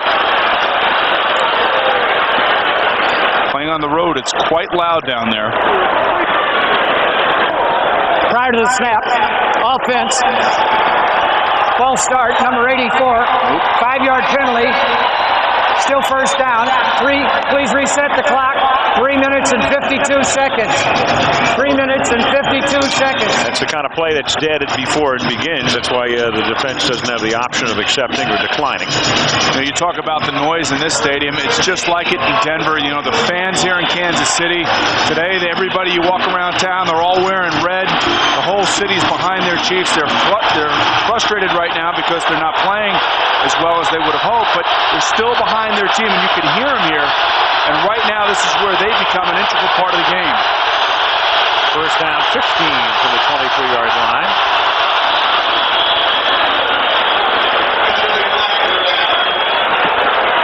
McLaughlin came across. Was he drawn by Swain is the question. Chester, one of the guys in this league that really tries to anticipate the snap count. When he's on, he can wreak a lot of havoc with another team by being in their backfield. But he makes mistakes. And another penalty. Onside. Defense, number 75. Yep. Unabated to the quarterback. 5 yards. Still first down. And Chester, you know, Chester causes a lot of mayhem by anticipating the snap count.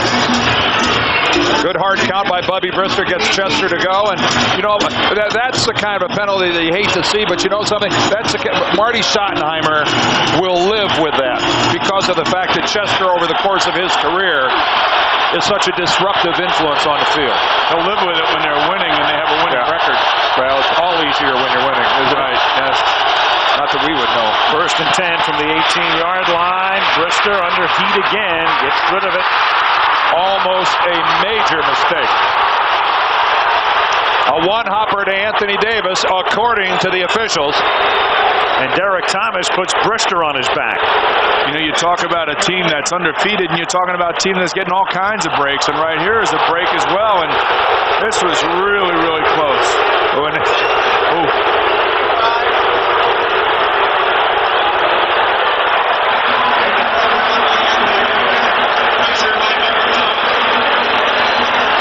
Davis was looking up at this replay.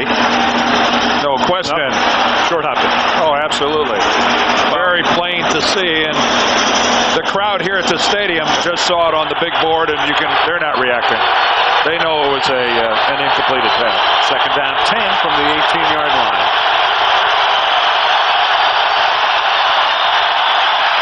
Deep drop, tries to set up the screen, and nothing happening up front. Davis was the closest receiver. Derek Thomas forced the issue. It was a screen, and Terrell Davis tripped a little bit, and Bobby was ready to deliver it, and Terrell had not turned around to look for the ball yet, so he tried to buy a little bit of time. But look, when Derek Thomas is on and he's pass rushing, he's one of the most difficult guys to deal with now, especially here in this stadium. When he goes on the road, he's not quite the force that he is because he uses the sound and the noise to his advantage. Well, here comes the sound and the noise right now. Third and 10 from the shotgun. They send Davis in motion to the bottom of the screen. And here they come up the middle, and down he goes for the sack at the 25-yard line. Donnie Edwards. Well, you got no back in your backfield to block. Gunther Cunningham, the defensive coordinator of the Chiefs, opts for inside pressure and wins. A really nice job by Gunther Cunningham, really taking apart the 5-man protection scheme of the Broncos. You can see comes in untouched because the 3 interior linemen all have men on them that they have to block. And the quickest way to get to that quarterback is up the middle. Jason Elam, this is a 42-yard attempt. Elam holds, and it hooks good. Ooh, that was like a drive right there. Very nice. Yeah, you're left-handed, though. That's a slice. That's right. Well, but you know, the way it drew there at the end. No, you're left-handed. That's a slice. I know that, but my draw, well, I really don't have a draw. You're right. You're right. I'm sorry. I do have a slice. Sorry. A fade. I have a fade. I don't have a slice. That's fine. Well, that faded, sliced, hooked, whatever, very nicely between the uprights at the last minute. Well, for Elam, it's almost a chip shot for a guy who earlier kicked a 63-yard field goal against Jacksonville to put his name into the record books. Very modest about it, too. Yeah. Along with Tom Tom Dempsey. Well, with the undefeated, untied story looming larger and larger, only 3 teams in the history of this league went through undefeated regular seasons. The Bears in 34 and the Bears in 42, only to lose in the playoffs. And the playoffs in those days, it was one game. It was a championship game. That's all they played in postseason, and the Bears lost both championship games. And then, of course, Miami went 14-0, won the 3 in postseason.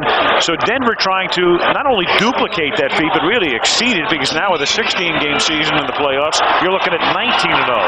Pat Bowlen must have been thinking about those 2 Bears teams when he said this week maybe we'd be better off if we lost the game. Elam kicking off with a score 17-7, taken in by Rashawn Sheehy, the rookie from the University of Washington, from the 3 out to the 23. Late flag. Well, Hantax True has now called 9 penalties in the game. This is accepted. This is a 10th. There's Pat Bowlen, the owner of the Broncos. Been a great year for him. Wins a Super Bowl. The stadium bond issue, the tax issue passes. Holding during the return, number 51. Penalized half the distance to the goal line.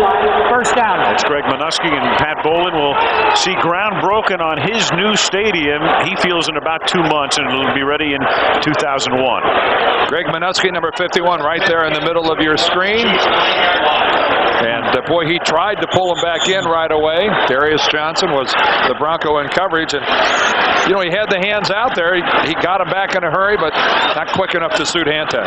You know, one of the great owners in NFL is Pat Bowlen. I mean, he puts the money into the football team, brings big-time players here, and these Broncos, it seems like every year, are in the thick of it. Maybe all he the way thinks through the end. Maybe he thinks they're being greedy. First and 10, it's a fumble at the 9-yard line, and again, the bugaboo for the Chiefs, but this time they wind up recovering it. Kimball Anders lost the football, but recovered at the 10-yard line. Some say this is the season's best new network drama. It's also a half-hour comedy, according to some. It's Sports Night.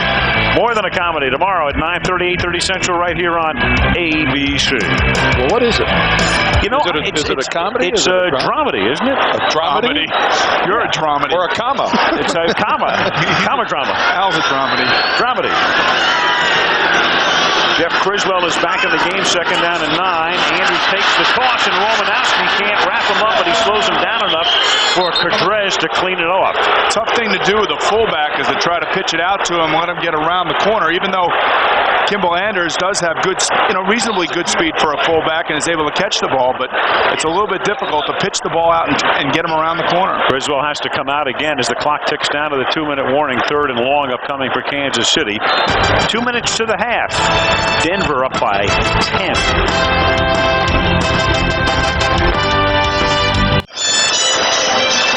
QB comparison tonight. Bubby Brister, there are his passing numbers. Keep in mind, the big highlight for Bubby was the run for the touchdown, the 38-yarder. He's had a couple of runs, and he hasn't hurt his team. He's moved his team very well, and he's done exactly what they've asked. He's got 17 points on the board. You can't ask for more. Oh, yeah. He had a 15-yarder for running his mouth. Right. That's right. Exactly. Took his helmet off. Bubby 74 yards through the air and 56 with his feet. 3rd down and 11, and it's caught at the 14, and Anders cannot get the first down. He's a little shy up at the 18-yard line. So the Denver Broncos have 2 timeouts. And I would have thought maybe they would take one here, but they're opting not to. I would take one here because Kansas City is going to burn up a full 40 seconds. Yeah. They should burn it up. They still have 20 seconds to go on the down clock. Louis' been around a long time. You'd think that he'd keep a pretty close eye on that. 10 seconds right now on the play clock. Yeah, Louis is going to burn it down. So the Broncos elect not to take the timeout there. Have 2 left. Aguiar's kick, a spinning end-over-end boot. Darian Gordon from the 43. Guess what? A flag for a change. As he brings it back to the 44. Tito Paul. And what a fortunate thing for Kansas City. This is going to make a huge field position difference. It's going to be a clip. Illegal block in the back. During the return, number 28. 10-yard penalty. First down. Guys, we talked about it at dinner last night. I guess we can write it off now that we talk about it on the air. But the competition committee really has to look at penalties on runbacks because it's one of the most exciting parts of the game, and yet half the time back it comes. Well, it's become so hard to do. You're not allowed to block below the waist now. The guys are so fast, and it has become very difficult, and you must have a lot of discipline to block. That's where it's a loss of discipline on the kicking game that causes a lot of guys to pick up these penalties. They know better, but for some reason they can't seem to help themselves. First down at the 32-yard line. Denver up by 10. They have 2 timeouts. Brister guns it to Rod Smith, makes the catch over the middle, takes the ball into KC territory to the 49. Think we can really write off dinner? I got to call in and find out. Timeout, Denver. Timeout, 55 seconds remaining in the first half. Baltimore update, Chris Berman. All right, Al, thank you. Ahead in the Lexus halftime show, the ESPN Top 10 Plays of the Week. Dances, laterals, options, ticker tape, rookie heroics, and a field goal gone terribly wrong. 104 yards worth. Back to you, Al.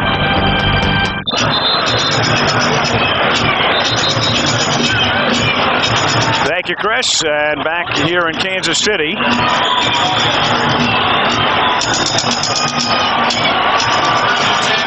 At the 49-yard line, Denver with a 1st and 10 with 1 timeout left.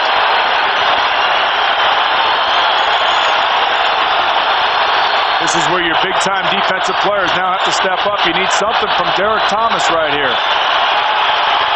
Brister throws and somehow finds the open man. Sharp was in between 4 red shirts. So the interesting thing there is Derek Thomas is dropping off into coverage, and Bubby just threaded the needle really for a seam pattern. He looked off the safety and drilled it right into Shannon Sharp.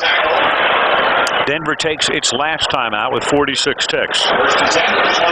It just seems to me, in watching them and how confident they are in the plays that they're calling, the types of plays that they're executing, and really the chunks of yardage that they're getting. I mean, it is a machine. And you watch right here, Shannon Sharp just going down the field, getting in the seam above the linebackers and below the safeties. And Hasty's a cornerback that makes the tackle, and really the free safety is the guy that's got to be there to kind of stop that. One of the guys on the field now for the Denver Broncos, number 82, their number 1 draft choice this year, Marcus Nash. Boy, he's a stud. Look at him, boys. Posing for Muscle and Fitness magazine. His arm's almost as big as mine. There's Nash. 1st and 10 at the 46-yard line as Brister throws. Caught by Smith. Looks for the sideline. Short gain. And he's not going to get the out of bounds. They're going to say his forward progress was halted in the field of play. Yes. The clock continues to turn. Things that you got to really watch when you're a quarterback. You got to find the sideline. Find the referee on the sideline and look at what he's doing. And the Broncos just discovered it, in fact. They waste about 20 seconds, and Brister then has to spike it in anger. 20 seconds. Well, if you want the benefit of forward progress, and every offensive player wants it, you've also got to give up the fact that if you get stopped 2 or 3 yards from the sidelines, even if you go backwards and give up ground to get out of bounds, the clock is going to continue to turn. And Kubiak and Shanahan, you can see as they express their displeasure with it, because most of the Broncos sort of ambled back to what they thought would be the huddle with the clock stopped. Well, the interesting thing now is that they got out of the huddle late. There's only about 4 seconds on the down clock. Blitz. Brister going to the end zone, too deep, intended for Marcus Nash, and there's a flag down at the line of scrimmage. Tony Jones, I believe this is going to be on number 77. Another penalty. Prior to the snap, false start, offense, number 77, 5-yard penalty, still 3rd down. Tony Jones, the left tackle for the Denver Broncos, playing the left side now that Gary Zimmerman has finally retired. He's on the left of your screen. And you can't blame the officiating crew for that. Tony started early. Now, this is interesting. It is. It's 3rd down with 15 seconds left, and they're going to line up to kick a field goal. Well, I guess they feel that they don't want to run the risk. We're going to get another announcement from Hantak. Pass. The clock should be reset to 20 seconds. Ooh, now that might change things if it goes to back. That's another 5 seconds now. Well, the interesting thing here is you could throw an out pattern on the sideline and try to get your guy out of bounds. At 15, Mike's thinking that if it ends up in the field of play, I can't get my field goal unit out there in time. But if it's 20 seconds, that makes it a little closer. I guess with a 10-point lead, Mike's not going to take the chance. 46-yard attempt for Jason Elam. And now it was Kansas City that called the timeout there. They're going to try to ice him. Their second timeout. This is a 30-second timeout. It's the question I have is, why don't you just take one shot at the end zone here? Right, or just throw it down the sideline. And if they give you a coverage that you don't like, then just throw it away. But it's hard to argue with Mike Shanahan. I mean, he's probably, the last 2 years, he's been on the money and he's made all the right decisions. And really, the way he's running this football team right now, I mean, it's a model for the rest of the NFL. And, he's got total control. One of, 5 or 6 coaches in the league that are able to do that. And he relies heavily on his assistants, but really it all comes down from him. Maybe they'll run a fake field goal here on 3rd down and still have time to get up to the line of scrimmage and down the football. Well, Tom Ruin is the holder. Problem there, if you don't make it, then it's going to be 4th down. Ruin, not a quarterback by trade. He puts it down, and Elam boots a 46-yarder, and that one is good. But your field goal team's already on the field. Right. You just run up there and line up and kick it. Obviously, Mike takes the safe 3 points, willing to go to the locker room up by 13. On the road, a 20-7 lead with 14 seconds left in the first half at Arrowhead Stadium, where the Chiefs are in danger of losing a 5th consecutive game. The Broncos, of course, attempting to remain unbeaten, go to 10-0. And let's get a report from Leslie Visser. Leslie? Al, just a note on Jason Elam. He told me before the game that the Hall of Fame in Canton has asked for his right shoe. He said the shoe is 10 years old. Nike doesn't make that model anymore, so he will not give them until the end. Oh, here's Marcus Allen. Oh, God.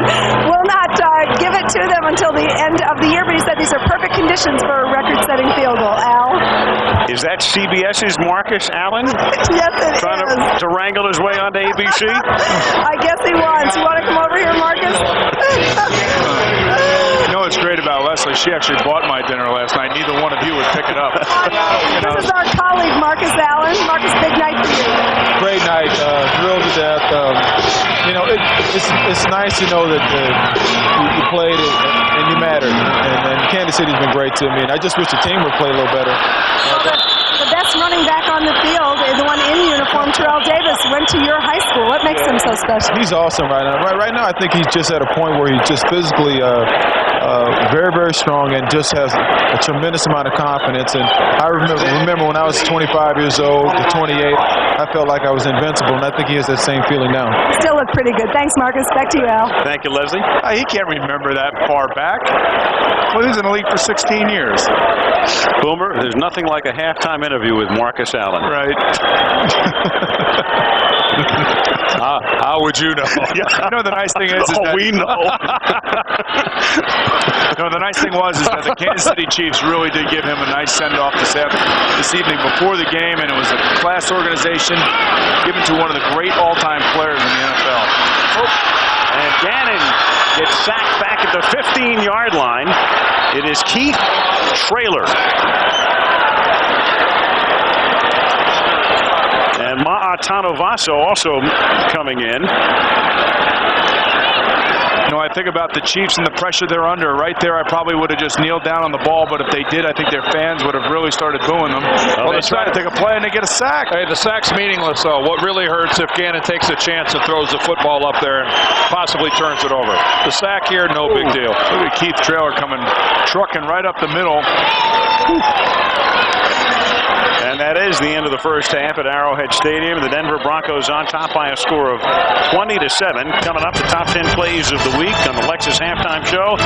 After this message from the NFL and a word from our ABC stations.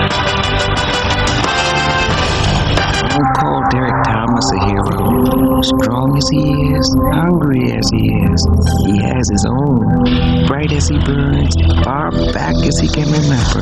And when that bird thunders by on the land of the free and the home of the brave, he gives his props. Robert Thomas, Air Force pilot, killed in action. Robert Thomas, Derek's father, present in heart. The Lexus Halftime Show. Brought to you by Lexus. Who knew driving a Lexus could feel so exhilarating? Once again from the ESPN Zone, Chris Berman. Hello once again, everybody. Broncos 20, Chiefs 7 at the half. Well, in our ESPN Top 10 Plays of the Week, it's football at the outer limits. Good tidings in Manhattan East and Midwest. Good signs that a colt is becoming a horse. Play 10, knee surgery Monday, throwing on Sunday. Randall Cunningham, the toss to Moss. 61 yards to Randy, 9-1 of the Vikings. Play number 9.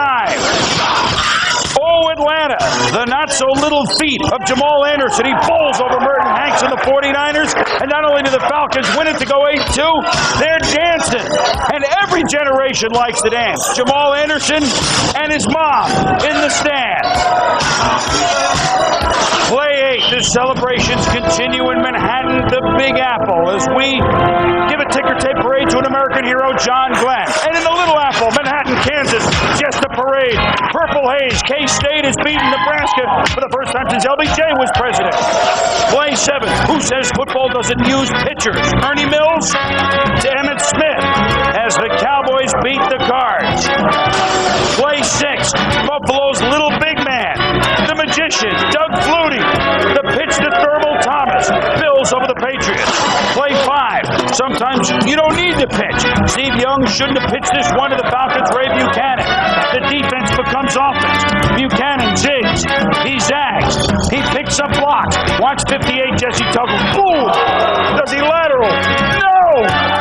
Trickery will get you to the 1-yard line. Under 3 minutes to go, down by 1. Jacksonville against Tampa Bay. Fred Taylor scored not once, not twice, but when he beats Charlie Mincy to the corner, 3 touchdowns. He could go all the way. 70 yards. Jacksonville is 8-2. Pittsburgh on the last play of the game needs a touchdown against Tennessee. The play worked to perfection. Touchdown. Oilers. Is this the CFL returning a potential rouge? End of the first half. Missed 63-yard field goal by Mike Vanderjag of the Colts. This is the Jets' Aaron Glenn. He jags. He jigs. He picks up blocks. Pepper Johnson with a block. Watch 51, Brian Cox. 40 yards of measuring the holder, Chris Gardocki. I don't think so. Touchdown. NFL record, 104 yards. But the Jets don't beat the Colts. Under 30 seconds to go, down by 6. Peyton Manning to Marcus Pollard. The will, the bull, and the touchdown. The Colts upset the Jets 24-23. 3 touchdown passes for the rookie, Peyton Manning. What a day. 8 touchdowns scored, not by a pass or a run, and almost as many wild finishes. The touchdown. The Colts upset the Jets 24-23. 3 touchdown passes for the rookie, Peyton Manning.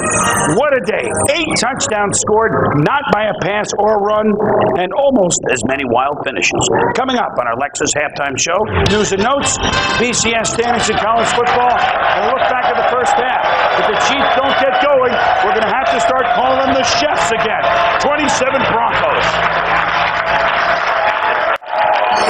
Welcome back to the Lexus Halftime Show. Once again, Chris Berman. Welcome back to the Zone, everyone. Next week, the Broncos host the second-place team in the AFC West, the 7-3 Oakland Raiders, who got some bad news, though, today. 6-time Pro Bowl quarterback Eric Allen out for the season with a torn ligament in his left knee. Baseball, congratulations to the Rocket Man. You think it's going to be a long, long time? Roger Clemens won the American League Cy Young Award. The way he pitched this year, overpowering. Got all 28 first-place votes. Now he's the first man to win 5 Cys. In college football, the Bowl Championship Series stands standings remain unchanged for the first time. Tennessee number 1, UCLA number 2. Kansas State number 1 in the Coaches Bowl, despite that huge win over Nebraska. The final BCS standings will be announced December 6th. Top 2 teams will meet for the national championship at the Tostitos Fiesta Bowl, January 4th, right here on ABC. Let's go back to Arrowhead now and join Al Michaels. And Al, you give these Broncos a challenge, and boy, do they respond. Flying out of the gate as they normally do, Chris, because as we mentioned at the top of the show, they'd outscored the opposition 100-13 in the first quarter, and we saw an example of that tonight, as on their very first drive of the night, it was culminated by, of all things, a Bubby Brister 38-yard run for a touchdown, with John Elway hurt with the bruised ribs and his return uncertain. It's Bubby Brister at the helm, seeking a 4th win as a starter, the longest run of his career by far, right there, 7-0 Denver. And then, of course, it was Terrell Davis with a great block from Shannon Sharp on the outside, and Davis scooting 41 yards for a touchdown, a TD for TD to make it 14-0. And then the Chiefs got exactly what they needed, a long drive to get them back into the game. Gannon buying time, hits Kimball Anders for a touchdown, 14-7, but 2 Elam field goals in the waning moments of the first half have made the score 20-7. And Dan, we cannot overemphasize, it's pretty much a do-or-die game for Kansas City, and here they are at the half, trailing by 13. Yeah, against the world champions. And if you're the Kansas City Chiefs, Al, it's really become a very simple ballgame for you. You just can't afford to make any more mistakes. Your receivers, when they get open, have to catch the ball. And somewhere along the line here in the second half, if Kansas City's to have a chance, somebody has to make an extraordinary play. Somebody has to intercept the pass, run it in for a touchdown, block a punt, something like that, Boomer, because Denver's playing awfully well. They really are an offensive machine, and right now Terrell Davis is already over 60 yards in rushing, 132 for the team. I think the biggest bad news, or piece of bad news so far, is Ed McCaffrey left with a strained hamstring. They're going to evaluate him at halftime. We'll find out in the beginning of the third quarter whether or not he's going to play, but Bubby's doing everything. He put up 20 points. Pretty good. Denver Broncos trying to go 10-0. First team to go 9-0 since 91, trying to add one more, 20-7 at the half.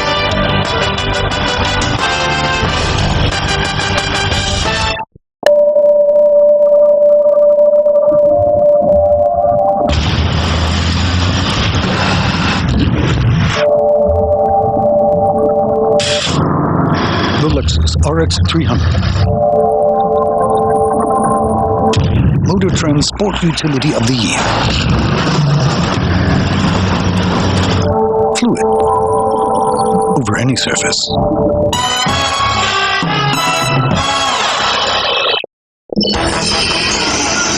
The Lexus Halftime Show has been brought to you by Lexus, where even the pursuit is exhilarating. We'll be back with the second half kickoff after this from our ABC station.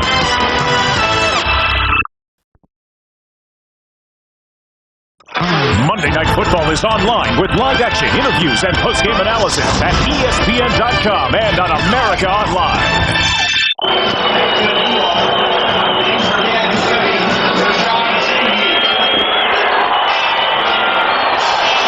Back in Kansas City, Al Michaels with Dan Deerdorf, Boomer Esiason, and Leslie Visser. Second half getting underway, and the Kansas City Chiefs will get the ball as Jason Elam sends it into the arms of Rashawn Sheehy at the 7-yard line. And the rookie brings it back out to the 27, and we'll check in with Leslie. Strikes so quickly that is the problem. As you know, Denver scored right away. He said, but that is behind them now, and he thinks now they can exploit to both Derek Alexander and to Andre Rison. Although, Al, it may be too late. Denver has won 27 straight regular season games when they have led at the half. They're leading now, Al. They are, and it would clearly behoove Kansas City to better utilize the outside guys. Rison and Alexander, in particular from the 27-yard line, as they attempt to eradicate or erase a 13-point lead, and it's Tony Gonzalez, the tight end, who has to come back and make the catch and gain only 2. Well, they better start behooving now. I mean, this is something you can't sit and wait on, because when you're playing against a team like the Denver Broncos, I mean, they just pile it on. They're used to getting up to big leads, and they don't let up. A lot of teams will let. We saw last week in Pittsburgh, Green Bay almost got into it in the end because Pittsburgh let up. A lot of pressure here, Boomer, on the front five of Kansas City, their offensive line. A lot of pressure in the first half and on that first play by this front four of Denver. That was a loss of 2, and it's second down and 12. And Gannon fires. It's caught by Rison, and that's close to a first down. Andre Rison. You know, and Andre Rison is a player that can make plays if you get the ball into his hands. And, you know, I'd pull a guy like that aside during a game like this and say, hey, look, man, this is your game now. I'm going to get the ball to you somehow. I'm going to throw it to you. I need you to make plays for me. You know, and he'll respond for you. He'll go out. He'll catch balls. He likes the big games. He likes the spotlight. 72 catches last year for Andre Rison. What was a big year for him here with the Chiefs. That was his first catch of the night. And that should have been a second. Yep. Well, he was plenty open. He was plenty open, and Rich has got to hit him. He's got to throw a better ball than that one. It'll be second down and 10. Look at the numbers for the first half. And, you think about it, the Broncos on a pace to gain 490 yards tonight. You know, and you usually don't see that. The time of possession in the favor of Kansas City. I mean, you look at those numbers. Yards per minute, certainly favoring Denver. Second and 10 from the 37-yard line. Back to the ground and back to Bennett. Janelle Bennett, who started the game and then has played sparingly since, picks up a couple. You have to think that when you're playing against the Denver Broncos, you think that they are a ball control team because they run it so effectively. But, you know, they put up points quickly and in bunches. And the crowd kind of murmurs here, guys, every time Kansas City goes with a running play, but they can't throw it every down. You have to keep the defensive linemen and the linebackers honest at the line of scrimmage with some sort of threat to keep them home a little bit. Third down and 7. Gannon fires over the middle. It's caught, and it is a first down. Tony Gonzalez, the tight end. Jimmy Ray, the offensive coordinator, leans forward, and they'll move the sticks. First down. And if Andre Rison is the guy you go to on the outside, certainly Tony Gonzalez has got to be a guy that's a bigger part of this game in the second half. He's a weapon. He's a tool. Use it. And you're at the part of the field now where you can start going down the field a little bit more. But this is the type of things that Tony Gonzalez has got to get used to, making those plays on third and down, the hard catches, and breaking some tackles.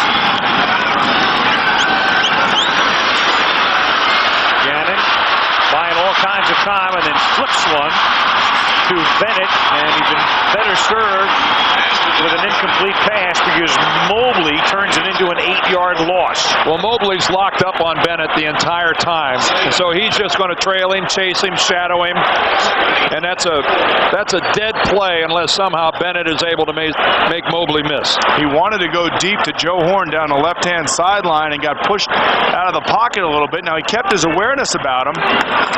Rich Gannon I'm talking about here. He wants to go deep down the left-hand sideline, but once you can't throw the ball late. You have to make the decision to get it up and get it quickly up in the air. And now he's looking for his secondary receivers. Second down and 18. He flips it underneath to Kimball Anders, and Glenn Cadrez makes sure that Anders doesn't get past the 43-yard line, setting up third and long. Glenn Cadrez has come on and filled in nicely at the middle linebacker position for the Denver Broncos. You know, he's a guy that made it at special teams in the New York Jets when I was there, and came out and now has found a home for himself with the Denver Broncos, and has really filled in nicely for them. Has given them good, solid play there, and also on special teams as well. It's an eclectic group back there. Cadrez and Romanowski's been around a long time, and Mobley kind of an emerging star. He's a little past that point, though. John's arrived. Full-fledged. Yeah. Third down and 14. Little dump off to Anders. Screen, takes it past the 50, gets to the 47-yard line, but still 5 yards shy of the first down, and they'll have to punt.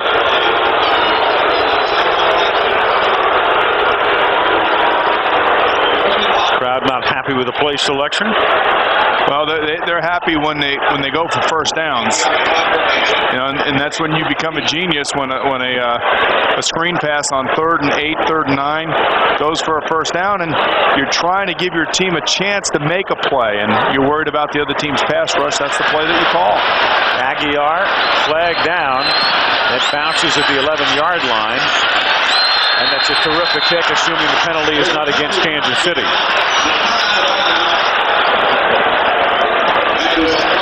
Rick Dennison, the special teams coach, looking on. The penalty is against the Denver Broncos. And if it's a hold, it'll be a first down for Kansas City.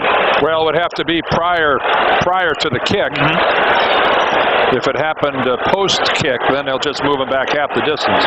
It was 4th down and 5. Holding on the receiving team during the kick, number 89, will penalize half the distance to the goal line.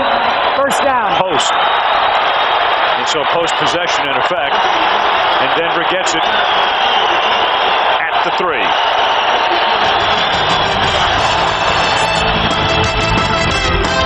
Right, man, the Shark is back, baby. Yep. He just won the Shark shootout this week, so. Sherwood Country Club. Steve Elkington, yep. From the 3-yard line, first down for the Denver Broncos.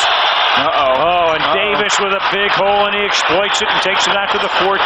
So from the shadow of the end zone to a first down at the 14, tackled by Hasty. Great running backs have a knack to get into the line of scrimmage and find a hole, whether it be on the play side to the side where the play was called, or to be able to cut it back. And Terrell Davis right now is doing it about as well as anybody's ever had in the NFL. And you can see he starts to the right, he sees the pile and cuts it back to the left against the grain. What a block by Mark Schlereth, the left guard, number 69. A wipeout. Davis with 80 yards on 9 carries. That's caught by Willie Green. Green loses the ball, but the play was whistled dead. Mark McMillan will take it into the end zone, but just for show.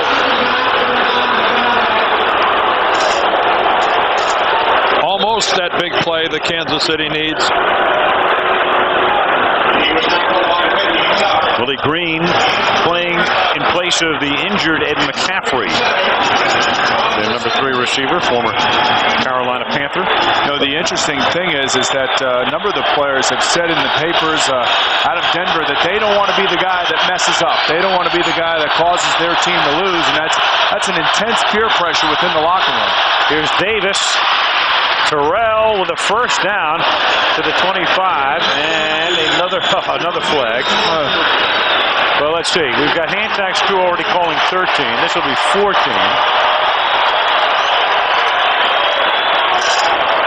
We're being told that as long as the Broncos have a comfortable or relatively comfortable lead. Holding. Offense number 62 will penalize half the distance to the goal line. Repeat the down. Second down. As long as they have the lead, McCaffrey will stay on the sideline. They'll try to get through the rest of the game without him. They'll let him rush the leg. Dan Neal is the guilty party on the holding call here. You know, there's something about comfortable in the NFL that just doesn't seem to go. They don't go together. You know what I'm saying? You're never comfortable in the NFL. It doesn't matter whether you're a 9-0 football team, a 2-7 football team. Everybody in the NFL is uncomfortable. Yeah, especially at Arrowhead.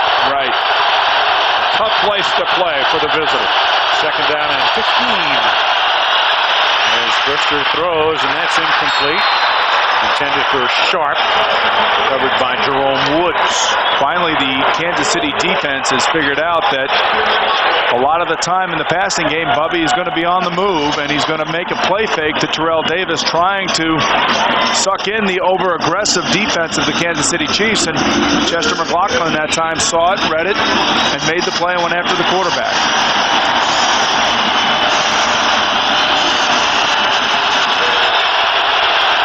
Denver has not converted a first down. They've only had 3 third down situations tonight. A lot of times they've just gone from first down to first down to first down. 3rd and 15, blitz. Brister going deep down the sideline, and somehow it winds up in the arms of Marcus Nash. Their number 1 pick out of Tennessee at 6'3" and 195, and Bubby puts it right in there. What a terrific flag down. What a terrific pass.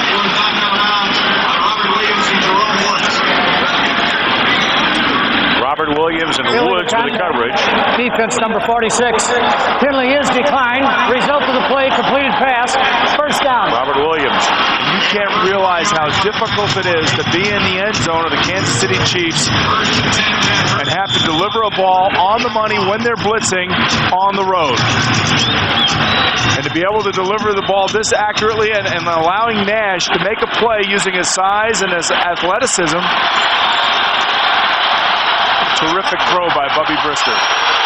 Nash, mainly inactive this season, had caught one ball all year. That's a wobbly tipped ball, but it winds up in the arms of Rod Smith for a gain of 6. That's a pretty good sign that, you know, things pretty much fall into your basket, even when you're not looking for it. When a ball gets tipped at the line of scrimmage, it still goes into the hands of the intended target and he catches it.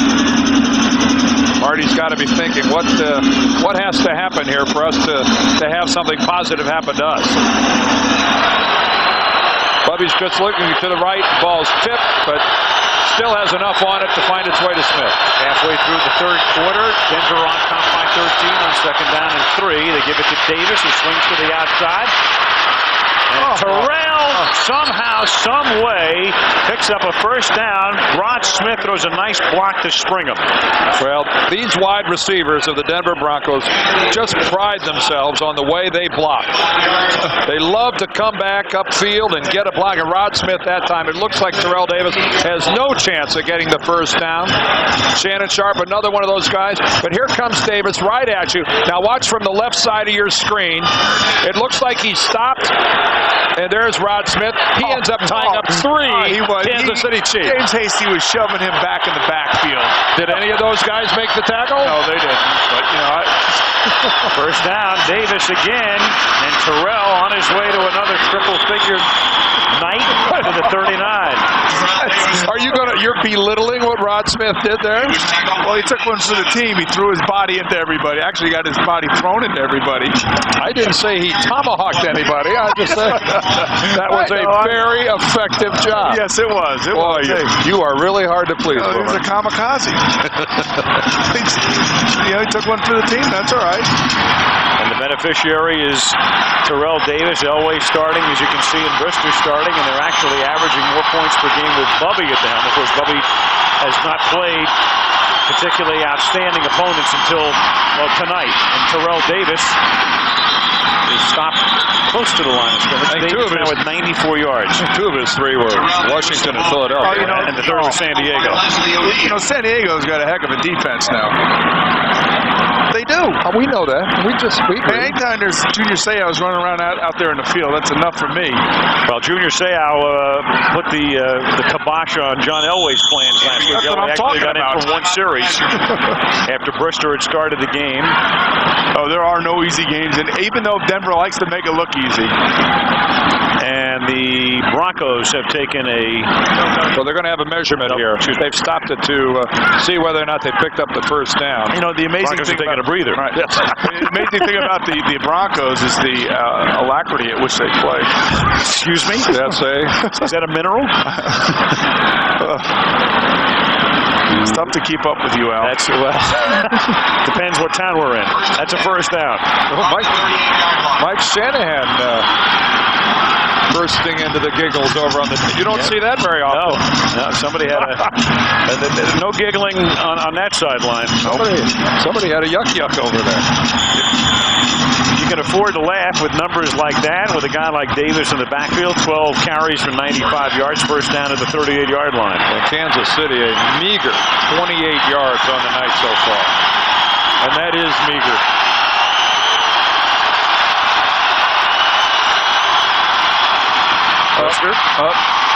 Caught by Sharp, taken down at the 23-yard line. Shannon Sharp making the catch and tackled from behind by McMillan. Seems like any play they call, they're making big yardage off of it, and a lot of it's coming off of the play-action passing. And look at Chester McLaughlin and Shannon Sharp. Some unfinished business over here on the far side of the field. Little pointing, shoving, jawing. You could see all the Chiefs defenders going after the run fake in the backfield, leaving Shannon Sharp wide open in the zone between the safety and the cornerback. First and 10 from the 23. Davis Terrell Davis, among other things, with the Broncos in pursuit of history this year on a number of fronts with their record, with Elam's field goal. Davis on a pace coming into the game to gain 2,166 yards. That would be the record. Eric Dickerson with the 2,105-yard season in 1984. What's really, if you follow rushing, Greg, that Gaudy coming into the game, 5.5 yards per carry average. That's obscene is what that is. That's getting it done. Year in, year out, the league average about 4.0. And Bristol just throws that one away.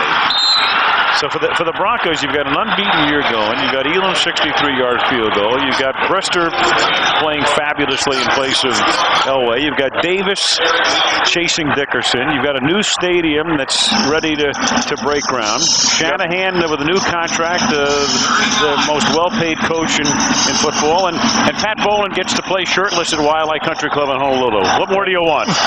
And no wonder. And take a look at that. You got a running back that doesn't fumble the football. Terrell Davis, 396 times without putting the ball on the ground. 3rd down and 9 from the 22-yard line. And that's caught at the 16, but it's short of the first down. Marcus Nash made the grab, but it's going to be 4th down, and in comes Elam. Well, if you're a Bronco coach, though, you like the way Marcus Nash is playing this football game. He's going down, makes a tough catch on a slant. He makes a nice catch along the sideline, holds on to it, takes a big hit. This is their first-round draft choice that they didn't know what they got when they saw him. And as each week has gone by, he's gotten a little bit more comfortable, and now he's been able to actually contribute in an NFL game. Going to play a lot tonight because of the McCaffrey injury. This is a 35-yard attempt. Ruin did a nice job on a high snap, and Elam bangs it through. And that gives the Broncos a 16-point lead, 23-7. Was that a slice or a hook?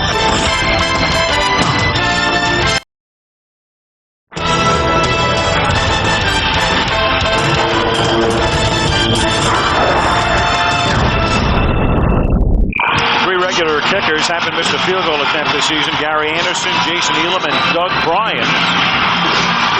Perfect year for Jason, who sends it down to the 5. Rashawn Sheehy tackled at the 20. Nice tackle downfield made by George Coghill. 2:58 left in the 3rd at Arrowhead. 23-7 for the unbeaten Broncos.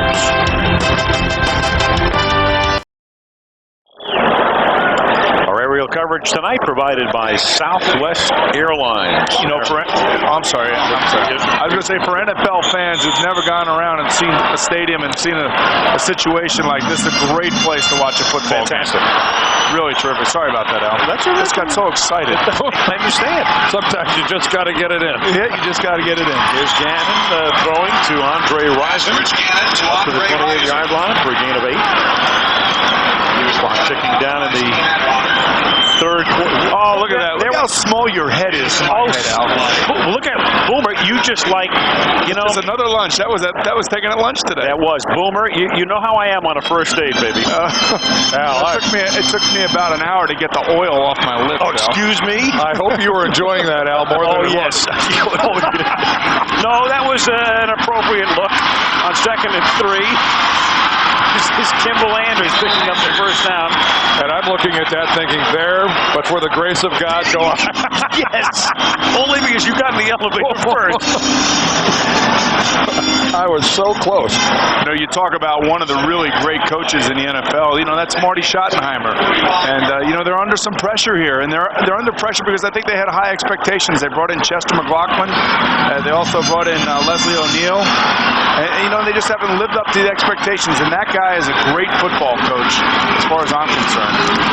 From the 35-yard line, Donnell Bennett picked up 2.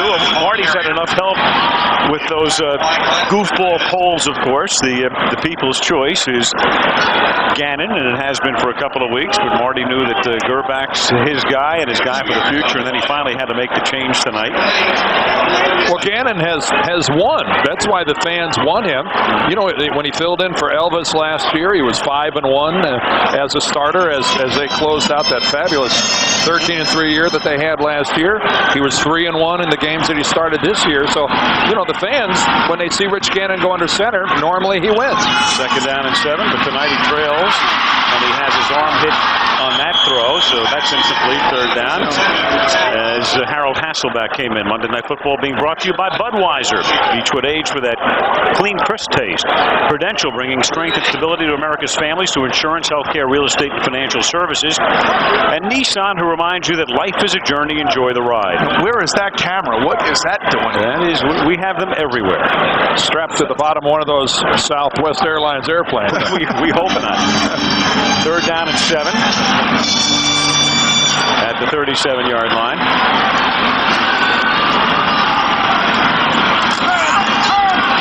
Gannon throws, and that's incomplete.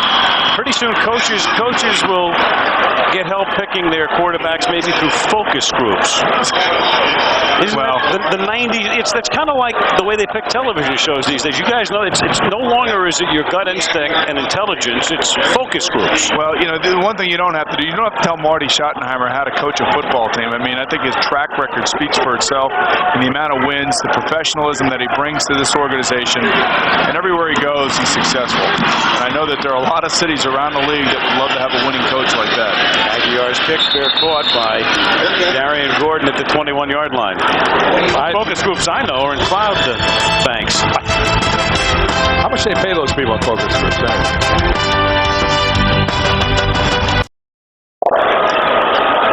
John Elway in civvies again, and John felt, you know, he was talking about the fact that he may have come back a little too early, and he wants to make sure he's totally healthy before he does it again. Now, he talked, I think, rather optimistically about hoping that he can practice on Wednesday and get ready for their game this week, and he kind of had an air of confidence about playing against the Raiders. And I think he really wants to play at home, and one of the few players in the NFL that can basically say, you know what, I'm not ready to play right now, Coach. Give me another week. Here's Davis picking up a yard, and then guys, you know, the other big question about Elway is there was some talk before this season whether he'd come back or not, and he said yes, and then the thought at the outset was that, well, okay, this would be his swan song, but it may not be. No, and the guy that isn't afraid to talk about it is Mike Shanahan, and when you ask him, he gives you a relatively blunt answer that he thinks there's a reasonably good chance that John Elway would come back next year. I think a lot of that has to do with how he finishes this year physically.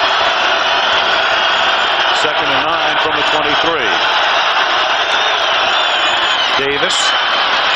Well, he needed 3 yards for 100, and now he needs 5 because he loses 2 there. Derek Thomas with a tackle, and that's going to end the 3rd quarter. You got to love Bubby on that particular play. He flipped it back to Davis and actually tried to lead around the corner and made a block. End of 3, Denver 23, Kansas City 7. Monday Night Football back after this from our EBC stations.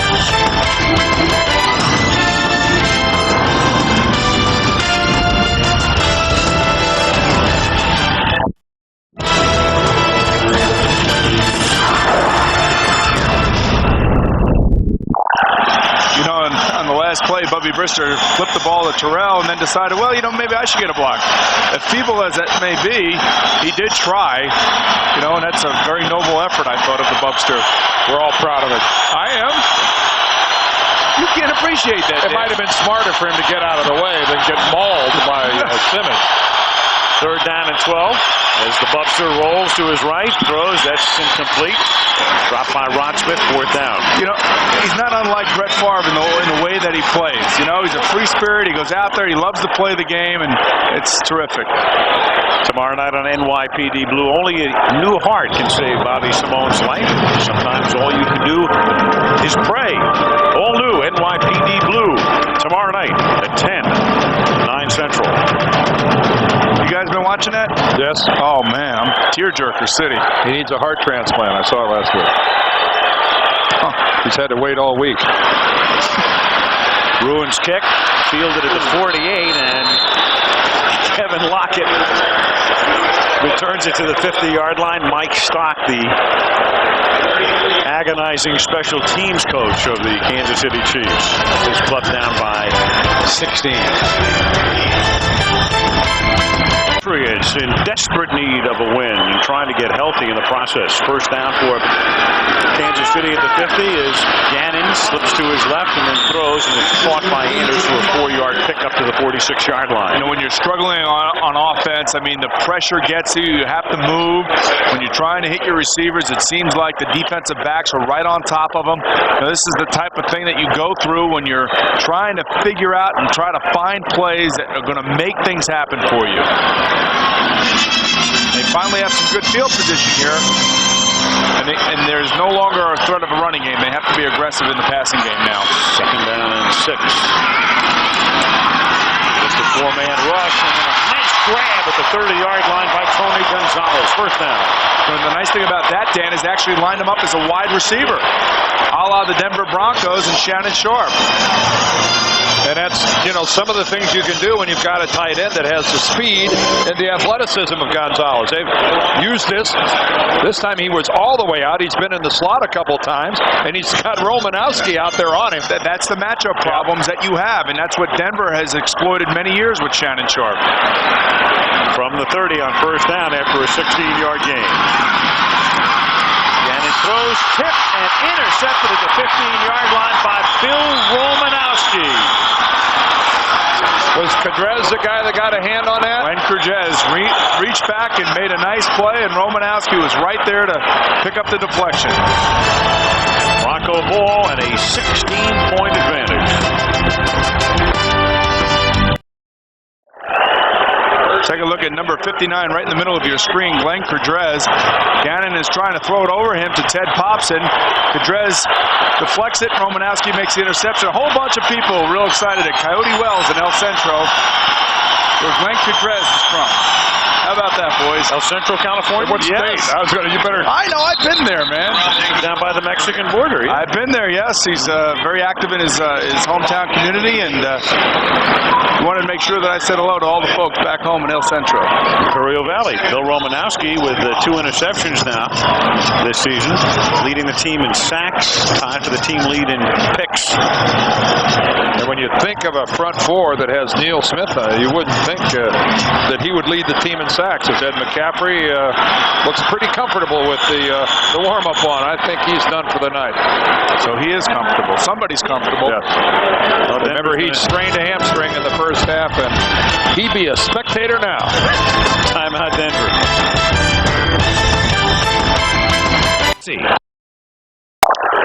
Downtown Kansas City on what has been a sparkling day and evening in the NFL since 73, or since the Dolphins started the season 9-0. There are the teams that have gotten this far, and when they lost their first game of the season, watching the last team to go 9-0 and eventually to go 11-0, and then the Redskins went on to win the Super Bowl following the 91 season, as Terrell Davis seeks the first down, should have it, and that will put him over 100 for the 8th time in 10 games. The only times this season he hasn't gone into triple figures: opening night against New England when they won 27-21, and then last week against San Diego when he had 69 yards and basically didn't play in the 4th quarter. And he's padding that 5.5 yard per carry average. 6.2 is average tonight.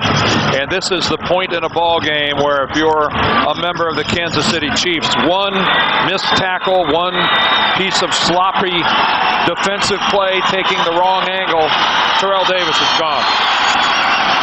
From the 31, Davis. This is also the part of the game, Dan, where, you know, you're a defender and you see this guy coming at you full speed. You're not as likely to throw your body in there as much as you would if it were in the first quarter. I mean, this is where great running backs really take over the football game, and it's a little chill in the air. It's a little tougher to tackle. Terrell heading to the Denver sideline. Derek LaVille will come in to replace him. I don't know if he landed wrong or he's all right.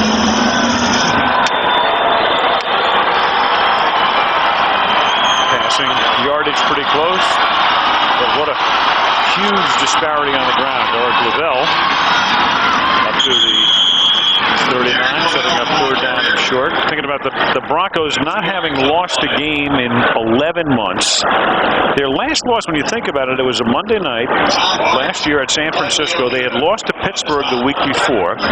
They'd lost a real tough game a couple of weeks prior to that to Kansas City on Stoyanovic's field goal. Then in San Francisco, they blow a 10-0 lead, get blown out. Davis leaves the game with a shoulder that keeps him out of the next game against San Diego. You don't know when he comes back. And then, of course, they start the playoffs, and the rest is history. You forget that we're watching a wild card team playing the division champion, and the division champions are in red. 3rd and 1, and LaVille can't get out of the backfield, and they hold him here in the after kick. Speaking of division champions, you guys notice that no division champion from last year is in first place right now? That's a wild year in the NFL. And yesterday the contenders stepped up and the pretenders stepped back. And you look at the game that the Atlanta Falcons had yesterday, again with Jamal Anderson, I will continue to tell you, and he is a terrific football player, and how good the Atlanta Falcons played yesterday defensively. 8-2 are the boys from the Deep South. They ain't no joke. No, they're not. Saying. Bruins kick, a liner caught by Lockett at the 21. Flag is thrown. Lockett brings it back in at 38. And there's a flag on the bench and another flag. 2 separate penalties upcoming. You'll have a personal foul down here, and you'll have an illegal man downfield up there. So finally a break for the Kansas City Chiefs. Personal foul is going to go against Anthony Lynn of the Broncos.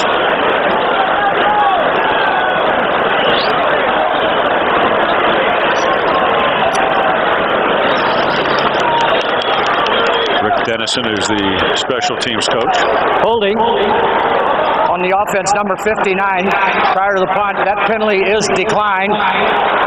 Personal foul, late hit out of bounds on the defense, number 42, 15 yards, first down. That's Detron Smith. And there's your personal foul.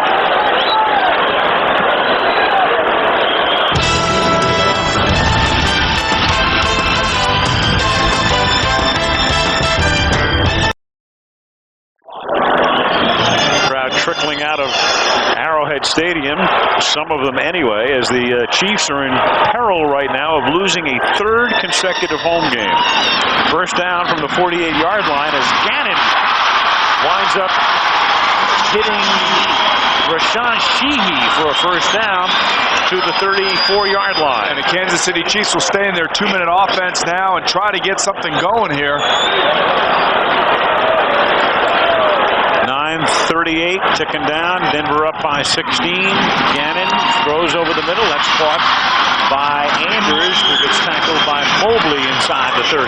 What you're seeing now is the dreaded prevent defense, the soft zones, and you're going to have to come after them sooner or later. You're going to have to bring a blitz. You can't just let them sit back there. Even though you are in a comfortable lead, you just can't let the quarterback sit back there and just keep completing passes. 2nd and 4. Rich Gannon audible. He's reading the defense, and he's going to try to get probably somebody down the middle.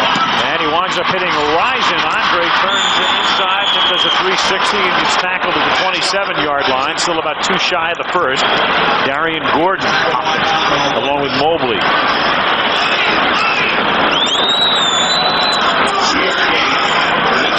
Third down 2 at the 27-yard line. This is where the quarterback just yells a play. Everybody's in the same formation. And he finds the open man here, and that is Derek Alexander, who takes it just outside the 10 for a first down, but a marker is down in the offensive backfield. Thrown by Dick Hantak, the referee. Against Denver. Well, finally, Kansas City gets somewhat of a break. You know, Rich Gannon wants to play now. He wants to stay at the line of scrimmage, but they're telling him to huddle. And illegal hands of the face. Defense, number 97, penalized half the distance to the goal line. First down. I don't blame Rich Gannon. for not wanting to huddle. He wants to stay at the line of scrimmage, and you're going to have to talk this over because I don't think they assessed the penalty properly. Well, they haven't walked it off yet. Not yet. Yep. Mike Lodish is the man called for it. I think they're trying to determine whether this is half the distance to the goal line or whether it's walked off from where the penalty occurred.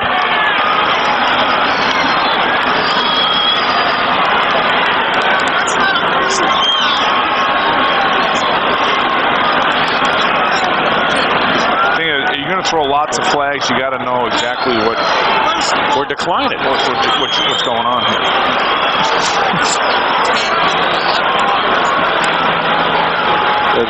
Well, this may not be a penalty that's tacked on to the end. Right, exactly.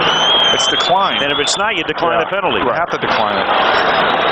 The illegal hands in the face was during a pass play. The penalty is declined. The result of the play, first down. So the ball is at the 11. It's 1st and 10. But to go back to my other point, though, is that Rich Gannon wants to stay at the line of scrimmage and keep the pressure on the defense of the Broncos. I'm not a big proponent of huddling, Dan. I understand. But he had no choice because after all that. He throws, and it is dropped in the end zone by Andre Rison. It was a little bit behind him. Oh, it wasn't like, Gannon was, standing there without anybody around him. He was moving around, bouncing around, trying to get away from the rush, and right as he threw the ball, he got hit on his shoulder. And Andre looks like, come on, you got to throw it a little bit better than that. But, it's not like you're standing back there and nobody's around you. Well, he makes does one a nice guy miss. job evading the rush right there. It was behind Andre, but a receiver of his caliber certainly could have caught that. 2nd down and 10 in a critical situation, and they give the ball to Rashawn Sheehy on a most curious call. Neil Smith applauding the play choice, and it'll be 3rd down and 9. The thought process being that the defensive linemen and linebackers are so worried about getting back and putting pressure on the quarterback that you try to pop a little bit of a trap up the middle. And again, it's one of those plays that when it works, you're a genius, and when it doesn't work in this situation, everybody frowns upon it. 3rd and 9, ball at the 10, halfway through the 4th period. Throwing and dropped again at the 1-yard line. He had Derek Alexander, and he couldn't hold on. Well, he had it, and then it was knocked out. Tyrone Braxton, I think. That was a Kansas City touchdown, if not for superlative play by Braxton.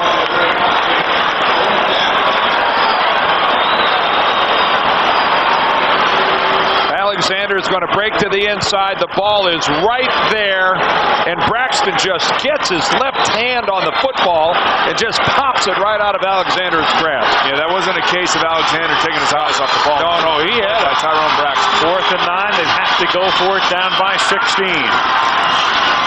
Gannon falls down and gets sacked at the 19-yard line, so trips on his own feet.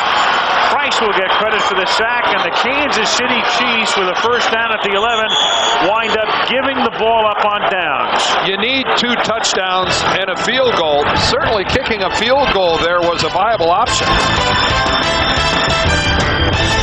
Too late now. Yep.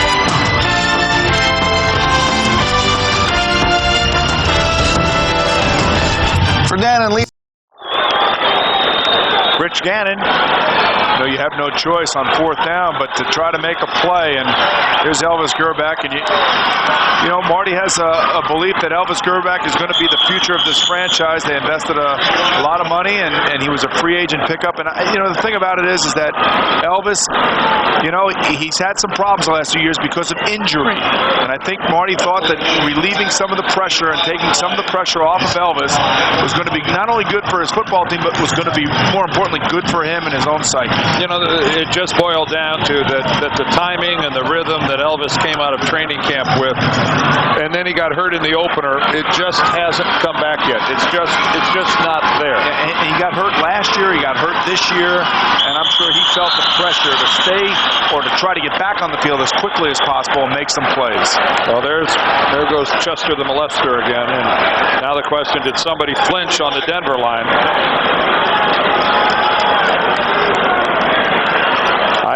I didn't see much in the way of movement, but let's have a good long talk about this. Well, it's entirely too many conversations.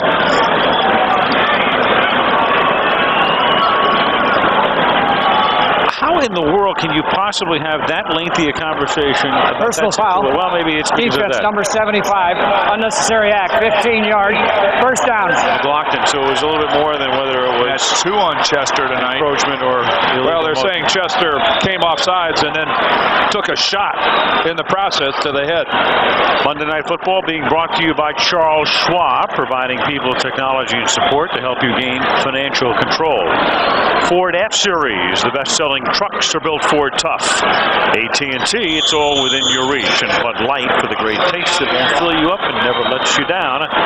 Make it a Bud Light. You know, Dan, just to finish the thought on Elvis for a second is that, you know, quarterbacks go through tough times in their careers. And, you know, we've seen it in Pittsburgh with Cordell Stewart. And the question is do you let the young quarterback fight through it and deal with it, or do you put him on the sideline and relieve some of the pressure, and hopefully he can get it back by sight on the sideline? Derek LaVille, who is playing in place of... Oh, another flag. Of Terrell Davis.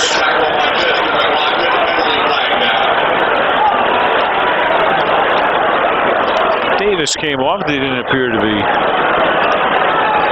There is Terrell. Nothing serious, whatever it was. Personal foul. Clipping on the offense. Number 84. 15 yards from the previous spot. Shannon Sharp, we've got to look at it. Well, these teams are doing some serious jawing at one another now. Oh, look at that. You could see Simmons right there. Yeah. And that is a real cheap shot by Shannon Sharp. He took offense to the fact that Wayne Simmons threw an elbow at him. An uppercut. But boy, when you go, I'm sure Shannon wishes he could do that again. He's not normally that type of a player. And well, he's reacting to the uppercut, and I'm not saying either player is right. 2 rights do not make a wrong.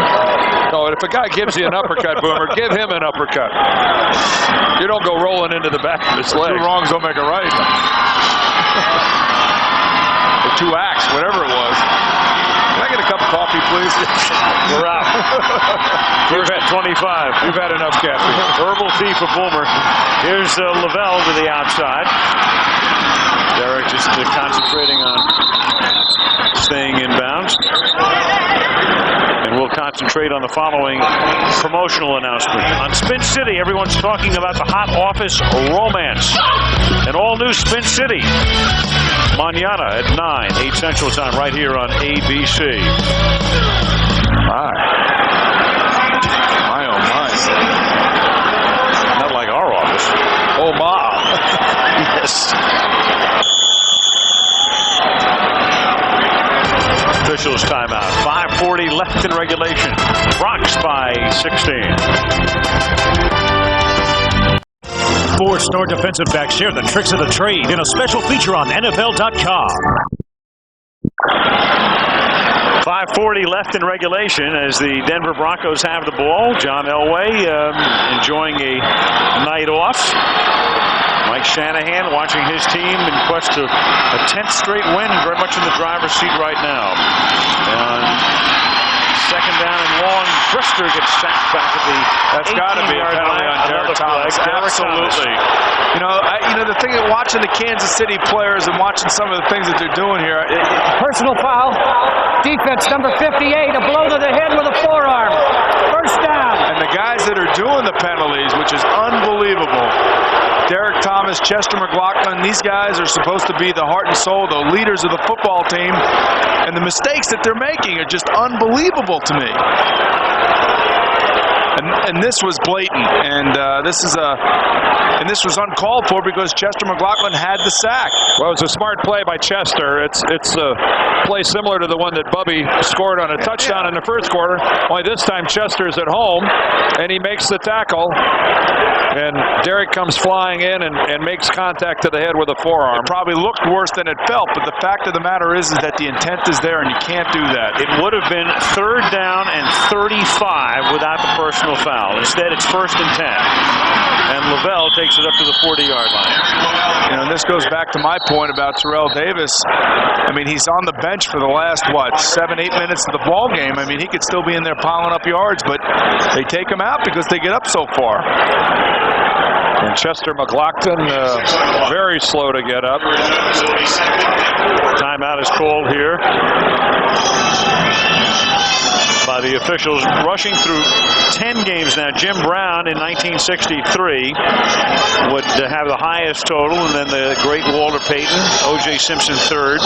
Davis, as of the moment, that's where he is at 1330, and then Simpson in 73 had another year. And then when you think about it, Eric Dickerson, who holds the record, didn't even make that list through 10 games, which shows you how Eric finished that season. So you take this their 10th game, and you wonder how many quarters he hasn't played, and just say you tack on an extra 15 yards per quarter, he would have been well ahead of any of those numbers. Yeah. Well, you know, but in a way, though, I think some of those other guys probably were in similar situations where they had games in hand and came out. Well, the other 48-yard line, that's the first down. The other side of that's a plus for Terrell, though, Boomer, is the Broncos, by and large, have had the lead, and when you have the lead, you can run the football. Right. You're not playing catch-up football where you're forced to abandon your running game and go to the air. That's a big plus for Terrell. Yeah, definitely a good point.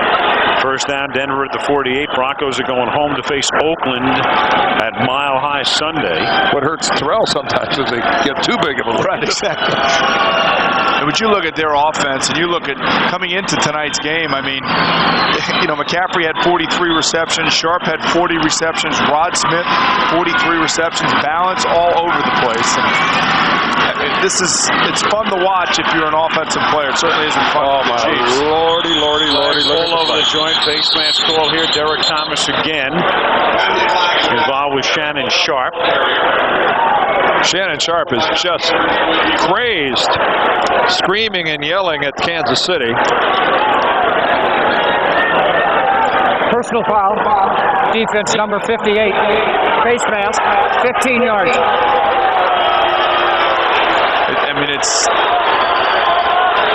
It's alarming to me to see that these guys are doing this and acting this way at the end of the game. And, you know, certainly that they're frustrated and they want to play, and I'm sure that Shannon's not that's ridiculous right there. That's absolutely ridiculous. That's a Bush League play by Derek Thomas. And if I'm Marty Schottenheimer, I think about taking him out of the game. If one of my players is going to lose his discipline to that extent, give him the hook. And the thing about it is you can inflict a very serious injury by pulling on that face mask. And it's twice on the same series. Right. Well, it reaches a point where you're doing a disservice to yourself, to your team. Well, the Chiefs will head to San Diego next week. Maybe they should get a lecture from Sid Gilman, one of the all-time greats. Sid is a consultant. Carl Peterson, the president of the team, has had Sid as a consultant on his staff for a number of years, sends him the tapes every week, helps him with the passing game. By the way, NFL Films did one of the sweetest pieces I've ever seen. Sid and Esther Gilman. Did you see that? No. Now this is developing into a little street brawl right now. There's Howard Griffith. I'm talking about sweet pieces, and we've got a personal foul on every play here. Well, certainly providing us ample time to discuss most anything. That's correct. Personal foul. Defense number 56. 15-yard penalty. First down. This might be one of the more embarrassing moments in Chiefs' recent history here. You know, and the number of penalties on this drive. Yeah, but the interesting thing is you know, Wayne Simmons comes over from the Packers. Then you have Derek Thomas. You have Chester McLaughlin. I mean, these guys are players that have been in this league a long time. And, you know, you just can't, I mean, you can't behave this way on the football field. I mean, I know that you're out here, and the team that you're playing against has just basically ran you into the ground. But to act like this and to play like this at the end of the game is an embarrassment. Well, no call for it, and especially for this coach right here. Because I know that there's no way that he will put up with this. First and 10 from the 20 as they give it to Lavelle. Oh, what blocking at the line of scrimmage. Oh, man. No flags. First down. Whoa. That was a wipeout at the point of attack on the right side of the Denver offensive line with Neal and Swain. And there's Harry Swain, the right tackle, and just look at this hole on the right side. This will quiet a defense down. Dwayne Carswell, the tight end. Detron Smith gets a block. Somebody got ran over. Oh, there. In the middle. A couple red shirts on their back. It's a pancake. First down and goal from the 9, and Derek Lavelle exploits the hole in the middle, takes it down to the 2-yard line. There's a flag down at the 7. You know, Shannon Sharp just must be antagonizing everybody out there because personal foul. Oh my gosh, can you believe this? Personal foul. Defense, number 58, face mask. Penalized half the distance to the goal line. This is Derek Thomas's 3rd penalty on this drive. Again, he's lined up across from Shannon Sharp. And he grabbed, well, at what point do you throw the guy out of the game? Oh, I don't know, but he should have been ejected there. That's insane. He finally comes out of the game, but he would come out in this situation anyway. It's a short yardage and goal line situation, and Marty Schottenheimer's talking to Derek Thomas right now. But what do you say to him? I mean, if you're Marty Schottenheimer, you're beyond words. And here's Lavelle, and he vaults into the end zone for a touchdown. Talking about adding insult to injury, but you know what? This is well, quite frankly, that was a deserved touchdown for Denver, in the sense that Kansas City's behavior on that drive defensively was just what did they have, 4 or 5 penalties? 5 personal fouls. Well, it's not like a hockey game where you can go out there and just start swinging. You know what I mean? Well, I'd say that looking at this, the Kansas City's chances of repeating as division champions this year are slim. I have no idea what Shannon Sharp is saying or what's going on out there, but there's certainly some. Well, there's nothing he can say, Boomer, that would justify that. Yeah, I know that. I mean, unless it goes back to the clip. Mile-high salute from Bubby to whatever percentage of the fans remain. Well, oh goodness. Listen, he's going to give me heat for this because he's going to think I came up with that. Bubby, I didn't come up with that. Bubby, Boomer, Bubby. You implored Steve Hurt to seek it. Oh, I did not. Bubby, Boomer. Oh, you guys. Uma, Oprah. What's We've got it all. I'm telling you guys, I can't recall ever having seen 5 personal fouls. Yeah. That has to be a record. That has to be some kind of record. And I mean, there's a point of fighting back and taking issue with the people that you're playing against, but you have to do it within the rules. And when you do it outside the rules, what kind of message does that send? Well, I mean, Derek Thomas has taken a lot of criticism here in Kansas City from, on the radio call-in shows and in the newspapers about his productivity. Has it slipped? Is it way down? And obviously, Derek is snapped. That had to be some type of reaction to the amount of criticism that he's received, because that behavior there can't be explained. Well, again, here we are, over 30 points. Bubby put up 30 points tonight. It was a terrific game for him. Well below his average, 30-7. Oh, here we go. Upman takes him to the 26-yard line, and it's Ty Hart. Put him in a fullback. To the 50. Leslie, what do you have? Al, you are right. Derek Thomas absolutely lost his cool. When he came off the field, Marty Schottenheimer tried to speak to him. He cut him off. He said, "That is the worst bleeping officiating I have ever seen, and I am not bleeping going to let them push me around," Al. Well, if it was bad officiating, it was only because they didn't throw him out of the game. No argument. No argument. I don't get it. Derek Thomas has been a favorite of ours for years and years and years, and it's very disappointing to see a guy go down in flames like that. And the commissioner's here tonight at the 49-yard line, 1st and 10 for Kansas City. Gannon. The other thing about that, the other side of that is that, now the Denver defense is on the sideline watching this maniac run all over the place and try to rip people's heads off. And who is going to bear the brunt of that? None other than Rich Gannon on the other side of the field. You're going to tell me that they're not going to try to come after the quarterback here and leave a statement. They'll do it within the rules, but they're going to come after him. I'll tell you that right now. Second down and 10. That is caught by Dane Hughes, his first catch of the night, and there is a flag down. So Hantak's crew averaging 21 penalties a game. If this one is accepted, that'll be penalty number 22.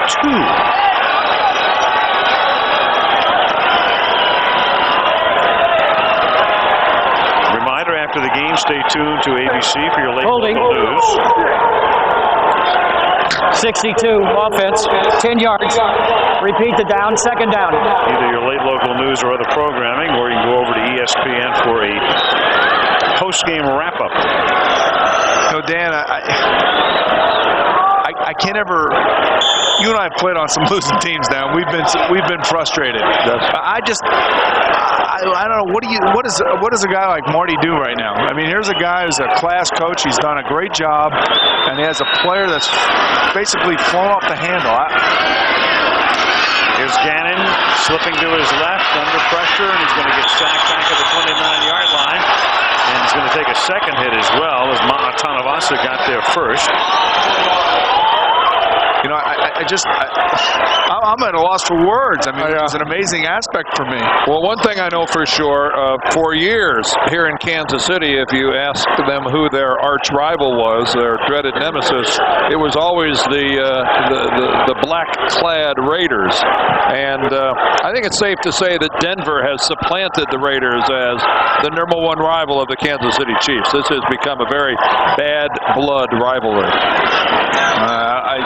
Bad blood is one thing, but obviously Marty, I think, is horribly disappointed in Derek Thomas. 3rd and 29. And this is caught by Alexander. And a lot of the bad blood has to do with the fact that one team has a date maybe with destiny, and the other has a date with 4 and 6. Yes, 4 and 6, and a little road trip upcoming. And a complete downhill draft. 2-minute warning.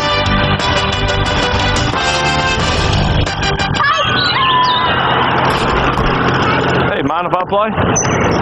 Let's go. Hey, dude, there's Brett Favre. Come on. Hey, mind if we play? Mind if I play? To the left.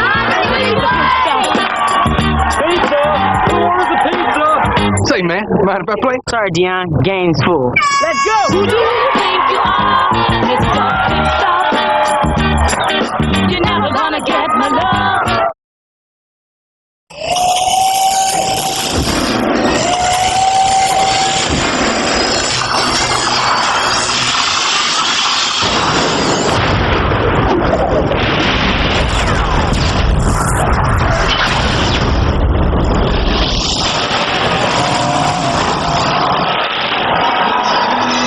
Thomas placid in that pose, that countenance one of serenity. Well, I think I'm sure dawned on him by now what he did. Oh, yes. And there's the other side. This is our house. This is our house. We live here. This is our house. We win here. He's not afraid to speak his piece now, guys. He is. I mean, he is a very funny guy. He's extremely funny, talented. He agitates. Yep. He knows how to get under people's skin. What was his little mock phone conversation? Was that the Jacksonville game where he was? Always the New England game. New England game. New England. Yep. Yeah, he doesn't miss much. Pull out the National Guard. Send the troops. Yep. Leslie, what's happening? Alan, down here near Shannon Sharp, and he is talking to the fans. He's telling them to go home. This is our house. You only leased it, and you haven't paid up in 3 weeks. Oh, man. Maybe it was. I wonder if he was saying that to Derek Thomas. Shannon knows when the camera is on him. He knows when, but you know something? It's 30-7. Yep. No, that's the thing. Pretty much say what you want. No, that's the thing in the NFL, boy. There's no compassion. There is absolutely no compassion. It's about, they're blitzing now. It is 4th down and 13. Gannon now calling for max protection. Down to 2 seconds. Oh, and the snap, and Gannon wasn't ready for it. Yep. And it's a 4th and 13 play, so this will turn the ball over to Denver. And that sort of symbolizes Kansas City's night. The other problem that you have now is you have Neil Smith standing in front of the Kansas City bench, kind of agitating them too. That doesn't help matters either.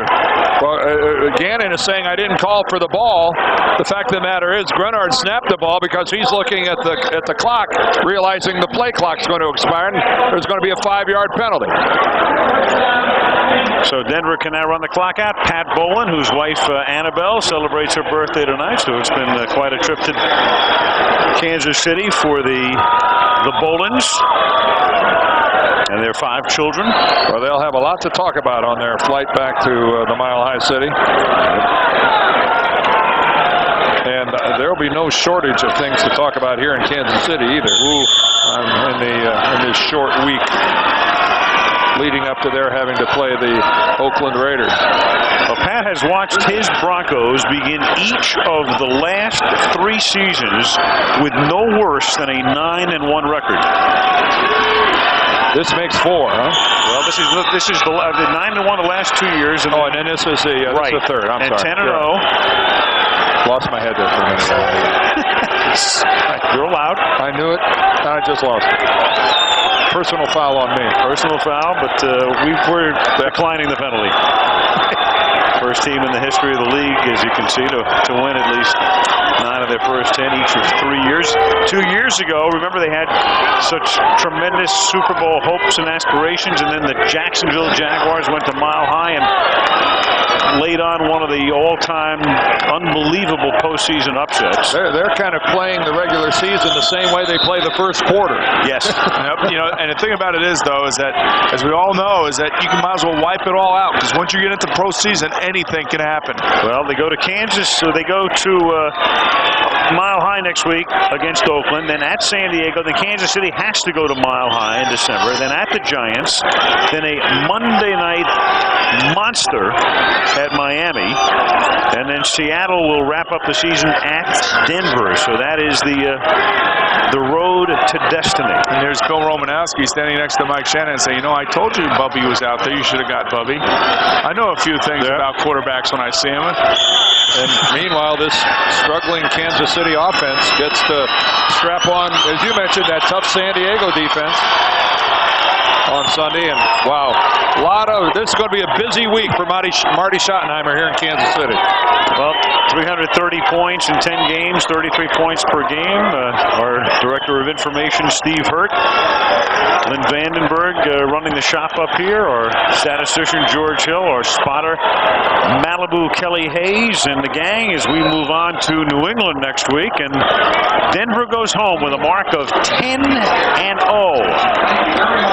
Perfect season and almost a perfect night, and a demolition job here. 30-7. Back to wrap it after this.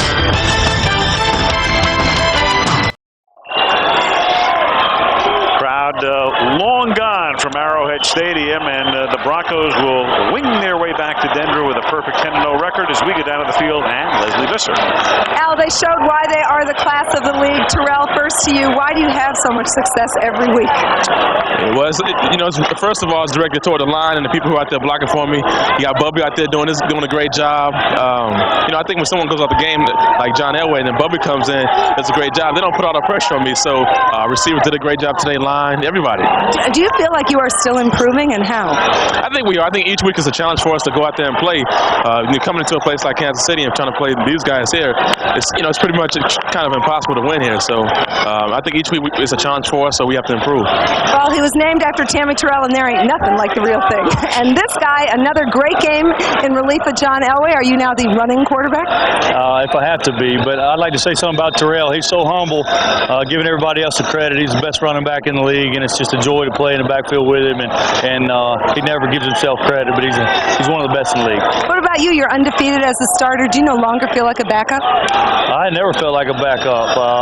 Just never had the supporting cast really to play, and you know, I never looked at myself as a backup. You play behind Boomer Esiason, John Elway, and guys like that. Only one guy can play at a time, and those guys are, you know, pretty tall cotton. It's a long list behind Boomer.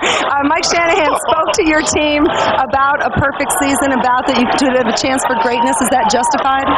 It's justified, but right now we're just taking them one at a time. I know that's old cliche and everything, and we have the Raiders coming in on a short week, and we're just going to take them one at a time. If we do what we're supposed to do, and we don't turn the ball over, and everybody executes, and we don't have any major injuries, I don't see why we can't do it. Well, you're pretty good one game at a time, and Al, everyone talks about the glamorous offense, but the defense also does their job. Defense played a great game. Al.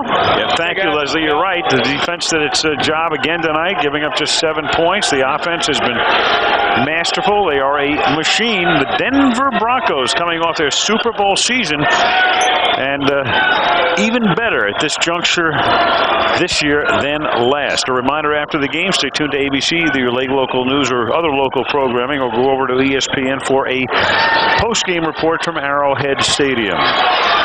So that is the story from Kansas City. We go to Foxborough next week.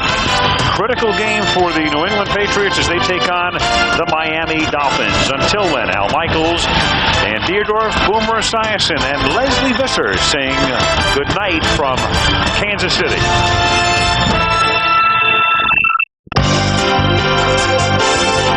ABC Sports thanks you for watching this presentation of the National Football League.